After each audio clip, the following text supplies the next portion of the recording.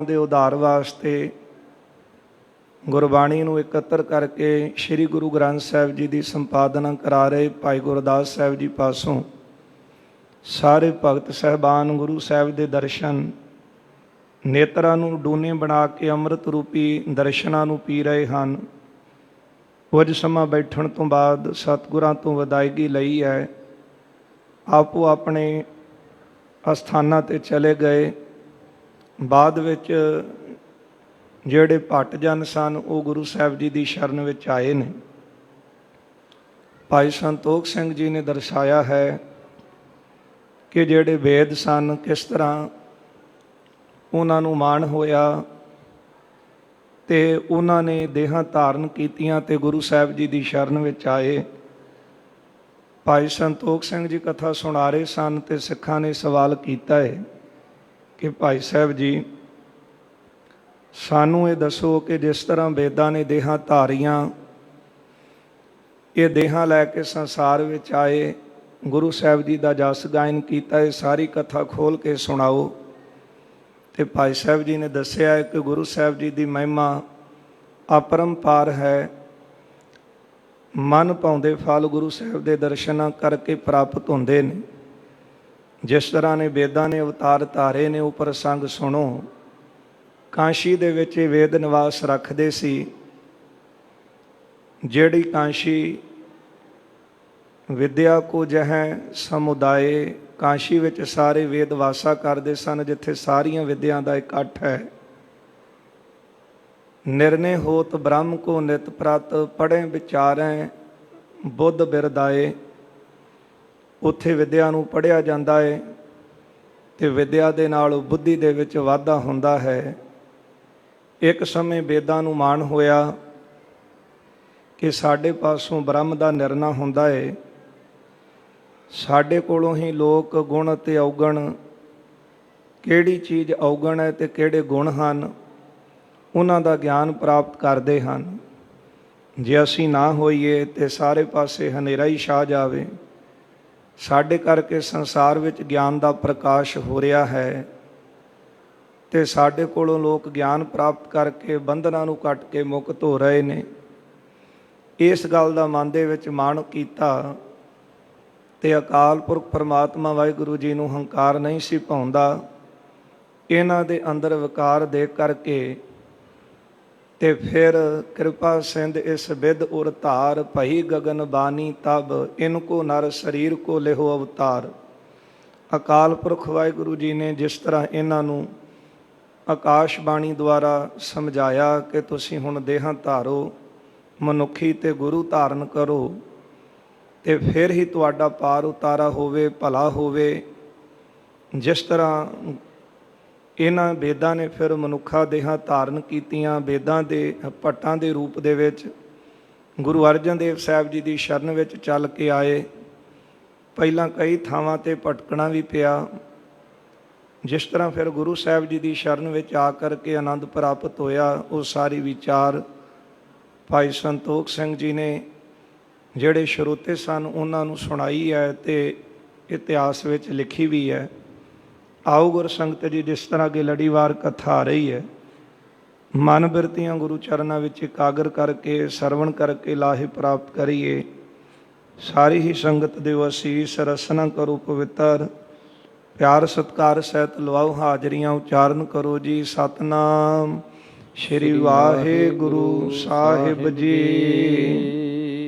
ਸਤਨਾਮ ਸ੍ਰੀ ਵਾਹਿਗੁਰੂ ਸਾਹਿਬ ਜੀ। ਤੁਮਰੇ ਔਰ ਹੰਕਾਰ ਬਿਕਾਰ ਜੋ, ਨਿਸ਼ਫਲ ਕਰੋ ਜਾਨ ਇਮ ਲੇਹੋ। ਅਕਾਲ ਪੁਰਖ ਜੀ ਨੇ ਆਕਾਸ਼ਵਾਣੀ ਦੁਆਰਾ ਇਹਨਾਂ ਨੂੰ ਇਹ ਬਚਨ ਕੀਤੇ ਨੇ ਕਿ ਤੁਹਾਡੇ ਅੰਦਰ ਜੋ ਹੰਕਾਰ ਪੈਦਾ ਹੋਇਆ ਹੈ ਤੇ ਉਸ ਹੰਕਾਰ ਨੂੰ ਤੁਸੀਂ ਹੁਣ ਦੂਰ ਕਰੋ, ਕਿਉਂਕਿ ਹੰਕਾਰ ਬਹੁਤ ਵੱਡਾ ਵਿਕਾਰ ਹੈ। ਇਹ ਗੱਲ ਨੂੰ ਤੁਸੀਂ ਚੰਗੀ ਤਰ੍ਹਾਂ ਜਾਣ ਲਵੋ। ਗੁਰ ਬਿਨ ਹਿਰਦੈ ਪ੍ਰਕਾਸ਼ ਨਾ ਹੋਵਤ, ਕਿਉਂਕਿ ਜਿੰਨਾ ਚਿਰ ਇਹ ਗਿਆਨ ਨਾ ਹੋਵੇ ਕਿ ਅੰਦਰ ਸਰੀਰ ਦੇ ਕੋਈ ਰੋਗ ਹੈ, ਉਹਨਾਂ ਚਿਰ ਬੰਦਾ ਉਸ ਰੋਗ ਦਾ ਇਲਾਜ ਨਹੀਂ ਕਰ ਸਕਦਾ। ਤੇ ਜੇ ਰੋਗ ਦਾ ਇਲਾਜ ਹੀ ਨਾ ਹੋਵੇ ਤੇ ਬਾਅਦ ਵਿੱਚ ਉਹ ਰੋਗ ਜਿਹੜਾ ਹੈ ਲਾ ਇਲਾਜ ਹੋ ਜਾਂਦਾ ਹੈ, ਫਿਰ ਮਨੁੱਖ ਦੀ ਮੌਤ ਦਾ ਕਾਰਨ ਵੀ ਬਣਦਾ ਹੈ। ਇਸੇ ਤਰ੍ਹਾਂ ਬਾਹਰਲੇ ਜਿਹੜੇ ਵਿਕਾਰ ਹਨ ਉਹ ਤਾਂ ਸੰਸਾਰਿਕ ਜਿਹੜੇ ਵੈਦ ਨੇ ਉਹ ਇਹਨਾਂ ਦੀ ਦਵਾਈ ਦੇ ਕੇ, ਔਸ਼ਧੀ ਦੇ ਕੇ ਇਹਨਾਂ ਦਾ ਇਲਾਜ ਕਰਦੇ ਨੇ, ਤੇ ਮਨੁੱਖ ਜੇ ਪਰਹੇਜ਼ ਰੱਖ ਕੇ ਦਵਾਈ ਖਾਵੇ ਤੇ ਫਿਰ ਉਹਨਾਂ ਰੋਗਾਂ ਤੋਂ ਨਿਵਰਤੀ ਮਿਲਦੀ ਹੈ। ਇਸੇ ਤਰ੍ਹਾਂ ਅੰਤਰੀਵ ਰੋਗ ਹਨ, ਕਾਮ, ਕ੍ਰੋਧ, ਲੋਭ, ਮੋਹ, ਅਹੰਕਾਰ, ਚੁਗਲੀ, ਨਿੰਦਿਆ, ਈਰਖਾ, ਦਵੈਸ਼, ਇਹ ਸਾਰੇ ਅੰਤਰੀਵ ਰੋਗ ਨੇ, ਜਿਹਦਾ ਜ਼ਿਕਰ ਗੁਰੂ ਨਾਨਕ ਸਾਹਿਬ ਜੀ ਨੇ ਬਾਣੀ ਅੰਦਰ ਵੀ ਕੀਤਾ ਹੈ। ਵੈਦ ਬੁਲਾਇਆ ਵੈਦਗੀ, ਪਕੜ ਢੰਡੋਲੇ ਬਾਹ, ਭੋਲਾ ਵੈਦ ਨਾ ਜਾਣੀ, ਕਰਕ ਕਰੇ ਜੇ ਮਾਹੀ। ਕਿ ਭੋਲਾ ਵੈਦ ਜਾਣਦਾ ਹੀ ਨਹੀਂ, ਬਾਂਹ ਦੀ ਨਬਜ਼ ਫੜ ਕੇ ਦੇਖ ਰਿਹਾ ਕਿਹੜਾ ਰੋਗ ਹੈ। ਅਸਲ ਵਿੱਚ ਸੰਸਾਰ ਦੇ ਅੰਦਰ ਬਹੁਤੇ ਰੋਗ ਹਨ ਜੀਵਾਂ ਦੇ, ਜਿਹੜੇ ਆਮ ਮਨੁੱਖ ਦੇ ਪਕੜ ਵਿੱਚ, ਸੰਸਾਰਿਕ ਵੈਦ ਦੀ ਪਕੜ ਵਿੱਚ ਨਹੀਂ ਆਉਂਦੇ। ਇਹ ਰੋਗਾਂ ਦੀ ਨਿਵਰਤੀ ਤਾਂ ਉਹੀ ਕਰ ਸਕਦਾ ਜਿਹੜਾ ਆਪ ਇਹਨਾਂ ਰੋਗਾਂ ਤੋਂ ਬਚਿਆ ਹੋਵੇ, ਅਰੋਗੀ ਹੋਵੇ। ਤੇ ਗੁਰੂ ਸਾਹਿਬ ਜੀ ਦੇ ਪਾਵਨ ਬਚਨ ਬਾਣੀ ਅੰਦਰ ਆਪਾਂ ਪੜ੍ਹਦੇ ਹਾਂ, ਜੋ ਜੋ ਦਿਸੈ ਸੋ ਸੋ ਰੋਗੀ, ਰੋਗ ਰਹਿਤ ਮੇਰਾ ਸਤਿਗੁਰੂ ਜੋਗੀ। ਜਿੱਥੇ ਜਿੱਥੇ ਸੰਸਾਰ ਦੇ ਵਿੱਚ ਧਿਆਨ ਮਾਰੀਦਾ ਹੈ, ਜੋ ਦਿਸਦਾ ਹੈ ਉਹਦੇ ਅੰਦਰ ਅੰਤਰੀਵ ਰੋਗ ਹੈ। ਕੋਈ ਕਾਮ ਦਾ ਰੋਗ ਲਾ ਕੇ ਬੈਠਾ ਹੈ, ਕੋਈ ਕ੍ਰੋਧ ਦਾ, ਕੋਈ ਲੋਭ ਦਾ, ਮੋਹ ਦਾ, ਹੰਕਾਰ ਦਾ। ਕਿਸੇ ਦੇ ਅੰਦਰ ਈਰਖਾ ਦੀ ਅੱਗ ਲੱਗੀ ਹੋਈ ਹੈ, ਕਿਸੇ ਅੰਦਰ ਤ੍ਰਿਸ਼ਨਾ ਦੀ ਅੱਗ ਦੇ ਨਾਲ ਕਿਸੇ ਦਾ ਅੰਦਰ ਸੜ ਰਿਹਾ ਹੈ। ਦੁਨਿਆਵੀ ਲੋਕਾਂ ਨੂੰ ਤਾਂ ਦੇਖੀਦਾ ਹੈ, ਪਰ ਧਰਮ ਦਾ ਪਹਿਰਾਵਾ ਪਾ ਕੇ ਵੀ ਅੰਦਰ ਈਰਖਾ ਦੀ ਅੱਗ ਨਾਲ ਸੜਨ ਵਾਲੇ ਸਮਾਜ ਵਿੱਚ ਦਿਸ ਜਾਂਦੇ, ਜਿਨ੍ਹਾਂ ਨੇ ਦੂਜਿਆਂ ਨੂੰ ਉਪਦੇਸ਼ ਦੇਣਾ ਸੀ ਕਿ ਭਾਈ ਈਰਖਾ, ਤ੍ਰਿਸ਼ਨਾ, ਇਹ ਅੱਗ ਤੋਂ ਬਚੋ। ਭਾਈ ਗੁਰਦਾਸ ਜੀ ਲਿਖਦੇ ਨੇ ਕਿ ਜੇ ਬਾਹਰ ਅੱਗ ਲੱਗੀ ਹੋਵੇ ਤੇ ਬੰਦਾ ਪਾਣੀ ਦੇ ਨਾਲ ਅੱਗ ਬੁਝਾ ਲੈਂਦਾ ਹੈ, ਪਰ ਜੇ ਪਾਣੀ ਵਿੱਚ ਹੀ, ਨਦੀ 'ਚ ਹੀ ਅੱਗ ਲੱਗ ਜਾਵੇ, ਬੇੜੀ 'ਚ ਅੱਗ ਲੱਗ ਜਾਵੇ ਤੇ ਫਿਰ ਅੱਗ ਬੁਝਾਵੇਗਾ ਕਿਸ ਤਰ੍ਹਾਂ।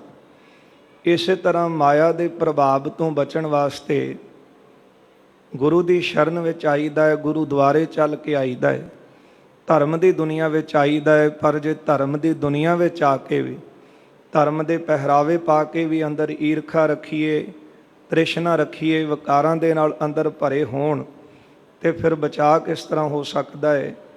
ਇਸ ਲਈ ਇਹਨਾਂ ਨੂੰ ਅਕਾਲ ਪੁਰਖ ਜੀ ਨੇ ਆਕਾਸ਼ ਬਾਣੀ ਦੁਆਰਾ ਸਮਝਾਇਆ ਕਿ ਤੁਸੀਂ ਤਾਂ ਦੂਜਿਆਂ ਨੂੰ ਗਿਆਨ ਦੇ ਰਹੇ ਹੋ, ਪਰ ਜੇ ਤੁਹਾਡੇ ਅੰਦਰ ਹੰਕਾਰ ਦਾ ਵਿਕਾਰ ਪੈਦਾ ਹੋਇਆ ਤੇ ਫਿਰ ਦੂਜਿਆਂ ਦੇ ਅੰਦਰ ਚਾਨਣ ਕਿਸ ਤਰ੍ਹਾਂ ਕਰੋਗੇ, ਦੂਜਿਆਂ ਨੂੰ ਰੋਗ ਤੋਂ ਰਹਿਤ ਕਿਸ ਤਰ੍ਹਾਂ ਕਰੋਗੇ।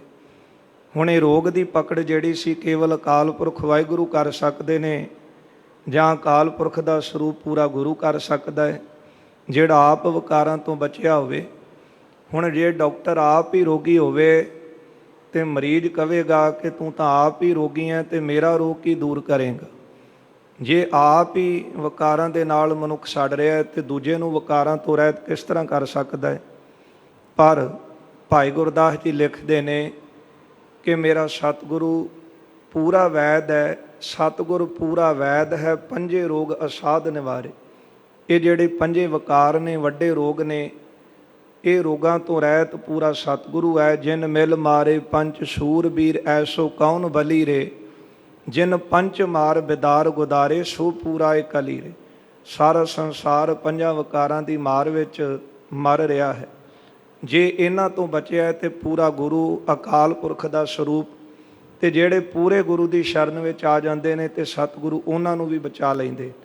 ਇਸ ਕਰਕੇ ਅਕਾਲ ਪੁਰਖ ਜੀ ਨੇ ਇਹਨਾਂ ਦੇ ਅੰਦਰ, ਵੇਦਾਂ ਦੇ ਅੰਦਰ ਵਿਕਾਰ ਦੇਖਿਆ। ਕਿਹੜਾ ਵਿਕਾਰ ਸੀ? ਹੰਕਾਰ ਦਾ।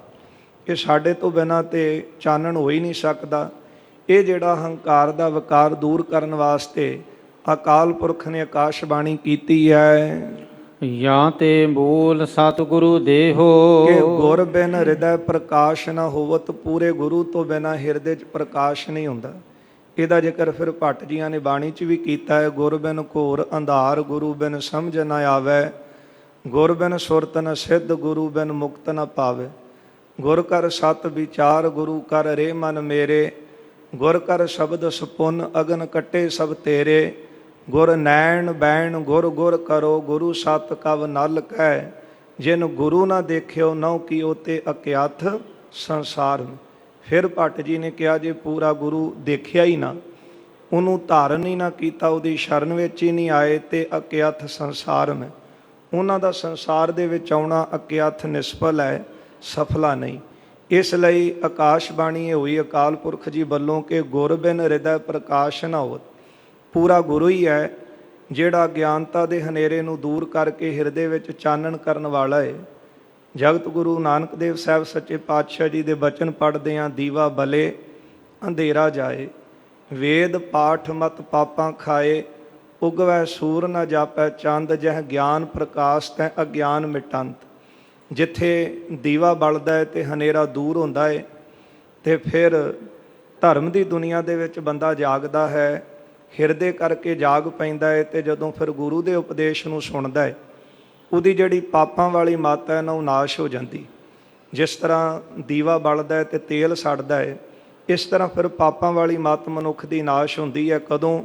ਜਦੋਂ ਗੁਰੂ ਹਿਰਦੇ ਵਿੱਚ ਗਿਆਨ ਦਾ ਦੀਵਾ ਬਾਲ ਦਵੇ। ਵੇਦ ਪਾਠ ਮਤ ਪਾਪਾਂ ਖਾਏ, ਉਗਵੈ ਸੂਰ ਨ ਜਾਪੈ ਚੰਦ। ਜਦੋਂ ਹਿਰਦੇ ਵਿੱਚ ਗਿਆਨ ਦਾ ਸੂਰਜ ਚੜ੍ਹ ਜਾਵੇ, ਉਗਵੈ ਸੂਰ ਨ ਜਾਪੈ ਚੰਦ। ਸੋ ਜਦੋਂ ਸੂਰਜ ਚੜ੍ਹਦਾ ਹੈ ਤੇ ਫਿਰ ਚੰਦਰਮਾ ਜਿਹੜਾ ਉਹ ਅਲੋਪ ਹੋ ਜਾਂਦਾ ਹੈ।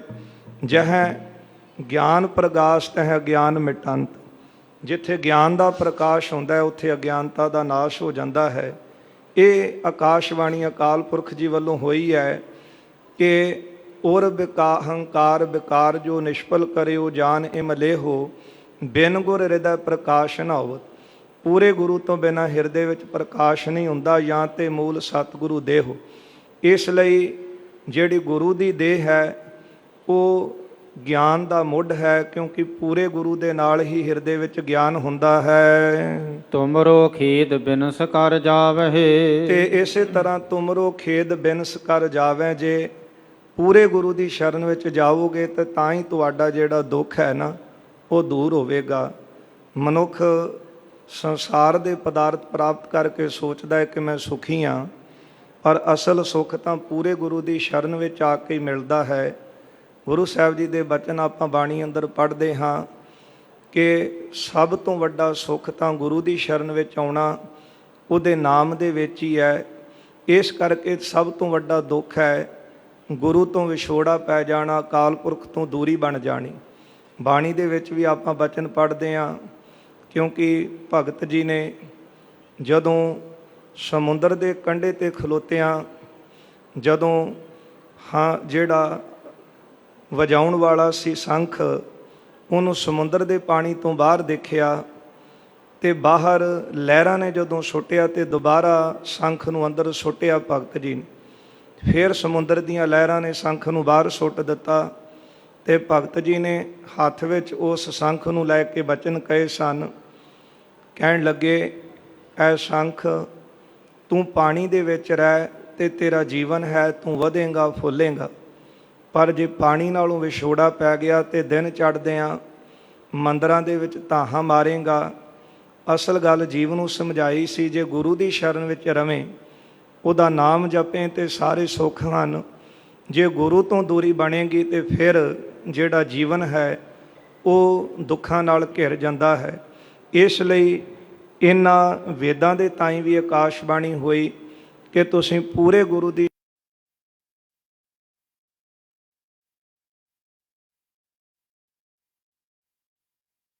ਜਿੱਥੇ ਕਿਤੇ ਤੁਹਾਨੂੰ ਪੂਰਾ ਗੁਰੂ ਦਿਸੇ ਤੇ ਉਹਨੂੰ ਆਪਣਾ ਗੁਰੂ ਧਾਰਨ ਕਰੋ। ਸਤਿਗੁਰ ਬਿਨਾ ਨ ਸ਼ਾਂਤੀ ਪਈਅਤ। ਸਤਿਗੁਰੂ ਤੋਂ ਬਿਨਾਂ, ਪੂਰੇ ਗੁਰੂ ਦੀ ਪ੍ਰਾਪਤੀ ਤੋਂ ਬਿਨਾਂ ਹਿਰਦਾ ਸ਼ਾਂਤ ਨਹੀਂ ਹੁੰਦਾ। ਜੀਵ ਭਾਵੇਂ ਸਾਰੇ ਪਦਾਰਥ ਪ੍ਰਾਪਤ ਕਰਦਾ ਹੈ, ਪਰ ਜੇ ਅੰਦਰ ਸ਼ਾਂਤੀ ਨਹੀਂ ਤੇ ਫਿਰ ਉਹ ਪਦਾਰਥ ਵੀ ਕਿਸੇ ਕੰਮ ਦੇ ਨਹੀਂ। ਕਿਉਂਕਿ ਕੋਈ ਵੀ ਵਸਤੂ ਆਪਾਂ ਲੈ ਕੇ ਆਏ ਹਾਂ ਕਿ ਸਾਨੂੰ ਅੰਦਰ ਦੀ ਸ਼ਾਂਤੀ ਮਿਲੇ, ਸੁੱਖ ਮਿਲੇ, ਪਰ ਅੰਦਰ ਦੀ ਸ਼ਾਂਤੀ, ਅੰਦਰ ਦਾ ਸੁੱਖ ਜਿਹੜਾ ਹੈ ਉਹ ਕਿਹਦੇ ਵਿੱਚ ਹੈ? ਤੇ ਗੁਰਦੇਵ ਕਹਿੰਦੇ ਨੇ, ਸੁਖ ਮਨੀ ਸੁਖ ਅੰਮ੍ਰਿਤ ਪ੍ਰਭ ਨਾਮ। ਜਿਹੜਾ ਸੱਚਾ ਸੁੱਖ ਹੈ, ਸਦੀਵ ਕਾਲ ਵਾਲਾ ਸੁੱਖ ਹੈ, ਉਹ ਪਰਮਾਤਮਾ ਦੇ ਨਾਮ ਦੇ ਵਿੱਚ ਹੀ ਹੈ। ਤੇ ਨਾਮ ਵਸਦਾ ਕਿੱਥੇ ਹੈ? ਭਗਤ ਜਨਾਂ ਕੈ ਮਨ ਬਿਸਰਾਮ। ਇਹ ਆਕਾਸ਼ਬਾਣੀ ਵੇਦਾਂ ਦੇ ਤਾਈਂ ਹੋਈ ਕਿ ਤੁਸੀਂ ਪੂਰੇ ਗੁਰੂ ਦੀ ਸ਼ਰਨ ਵਿੱਚ ਜਾਵੋ, ਤਾਂ ਤੁਹਾਨੂੰ ਅੰਦਰ ਦੀ ਸ਼ਾਂਤੀ ਮਿਲੇਗੀ। ਜਾਂ ਤੇ ਬਨੋ ਸਿੱਖ ਹਿਤ ਦੇਹੋ।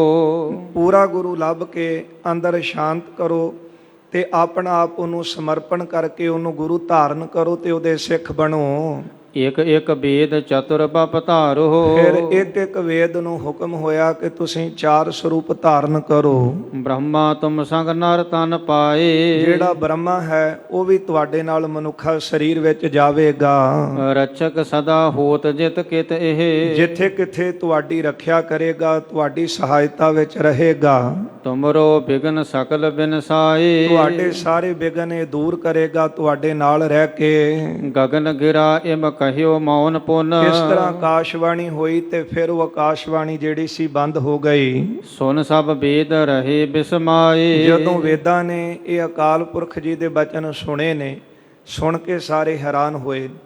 ਇਹ ਬਚਨ ਆਪਾਂ ਬਾਣੀ 'ਚ ਵੀ ਪੜ੍ਹਦੇ ਹਾਂ, ਭਾਵੇਂ ਦੇਵਤਿਆਂ ਦੀਆਂ ਦੇਹਾਂ ਵੀ ਨੇ, ਉਹਨਾਂ ਨੂੰ ਕੇਵਲ ਆਕਾਸ਼ਬਾਣੀ ਹੁੰਦੀ ਹੈ, ਉਹਨਾਂ ਨੂੰ ਅਕਾਲ ਪੁਰਖ ਦਾ ਹੁਕਮ ਹੁੰਦਾ ਹੈ। ਉਹਨਾਂ ਨੇ ਸਰੂਪ ਦੇ ਦਰਸ਼ਨ ਨਹੀਂ ਕੀਤੇ, ਉਹ ਵੇਖਿਆ ਉਹਨਾਂ ਨਦਰ ਨਾ ਆਵੇ ਬਹੁਤਾ ਇਹੋ ਵਿਡਾਣ। ਬਹੁਤੀ ਅਸਚਰਤਾ ਵਾਲੀ ਗੱਲ ਇਹੋ ਹੀ ਹੈ ਇਹਨਾਂ ਲਈ ਕਿ ਇਹ ਵੀ ਅਕਾਲ ਪੁਰਖ ਦੇ ਦਰਸ਼ਨ ਕਰਨਾ ਚਾਹੁੰਦੇ ਨੇ, ਪਰ ਦਰਸ਼ਨ ਹੁੰਦੇ ਨਹੀਂ। ਪਰ ਦਰਸ਼ਨ ਦੇਣ ਵਾਸਤੇ ਹੀ ਤਾਂ ਗੁਰੂ ਸਰੂਪ ਧਾਰਨ ਕੀਤਾ ਹੈ ਅਕਾਲ ਪੁਰਖ ਜੀ ਨੇ। 5 ਤੱਤਾਂ ਦੀ ਦੇਹ ਧਾਰਨ ਕੀਤੀ ਹੈ, ਜਿਹਦਾ ਕੋਈ ਚੱਕਰ ਚਿਹਨ ਨਹੀਂ ਹੈ, ਜਿਹਦੀ ਸਰੀਰ ਦੀ ਕੋਈ ਕਾਇਆ ਨਹੀਂ ਕਿਹਾ ਜਾ ਸਕਦਾ, ਕੋਈ ਇਸ ਤਰ੍ਹਾਂ ਦਾ ਹੈ। ਪਰ ਜਦੋਂ ਸਾਰੇ ਭਗਤ ਜਨਾਂ ਨੇ, ਬੰਦਗੀ ਕਰਨ ਵਾਲਿਆਂ ਨੇ ਨਿਮਰਤਾ ਵਿੱਚ ਆ ਕੇ ਬੇਨਤੀਆਂ ਕੀਤੀਆਂ ਅਕਾਲ ਪੁਰਖ ਜੀ ਦਰਸ਼ਨ ਦੇਵੋ, ਤੇ ਫਿਰ ਧਰਤੀ ਦਾ ਭਾਰ ਹੌਲਾ ਕਰਨ ਵਾਸਤੇ ਅਕਾਲ ਪੁਰਖ ਜੀ ਨੇ ਜੋਤੀ ਸਰੂਪ ਵਾਹਿਗੁਰੂ ਨੇ 5 ਤੱਤਾਂ ਦੀ ਦੇਹ ਧਾਰ ਕੇ ਗੁਰੂ ਨਾਨਕ ਸਾਹਿਬ ਜੀ ਦੇ ਸਰੂਪ 'ਚ ਆਏ ਹਨ। ਸੋ ਇਸ ਤਰ੍ਹਾਂ ਫਿਰ ਆਕਾਸ਼ਬਾਣੀ ਇਹਨਾਂ ਵੇਦਾਂ ਦੇ ਤਾਈਂ ਹੋਈ ਹੈ। ਕਮਲਜ ਸਹਿਤ ਵਿਚਾਰਨ ਕਰਕੇ। ਕਮਲਜ ਨਾਮ ਹੈ ਬ੍ਰਹਮਾ ਦਾ, ਬ੍ਰਹਮਾ ਦੇ ਸਹਿਤ ਇਹਨਾਂ ਨੇ ਵਿਚਾਰ ਕੀਤੀ ਹੈ। ਸ਼ਿਤ ਅਵਤਾਰੇ ਸਰੂਪ ਬਣਾਏ। ਆਪਣਾ ਮਨੁੱਖਾ ਸਰੂਪ ਬਣਾ ਕਰਕੇ ਇਸ ਧਰਤੀ ਉੱਤੇ ਅਵਤਾਰ ਧਾਰਨ ਕੀਤੇ ਇਹਨਾਂ ਵੇਦਾਂ ਨੇ। ਇਕ ਇਕ ਵੇਦ ਚਤੁਰ ਬਪ ਧਾਰੇ। ਇੱਕ ਇੱਕ ਵੇਦ ਨੇ 4 ਦੇਹਾਂ ਜਿਹੜੀਆਂ ਸੀ ਉਹ ਧਾਰਨ ਕੀਤੀਆਂ ਹਨ। ਪ੍ਰਗਟ ਨਾਮ ਤਿਨ ਕਹੋ ਅਸੰਸ।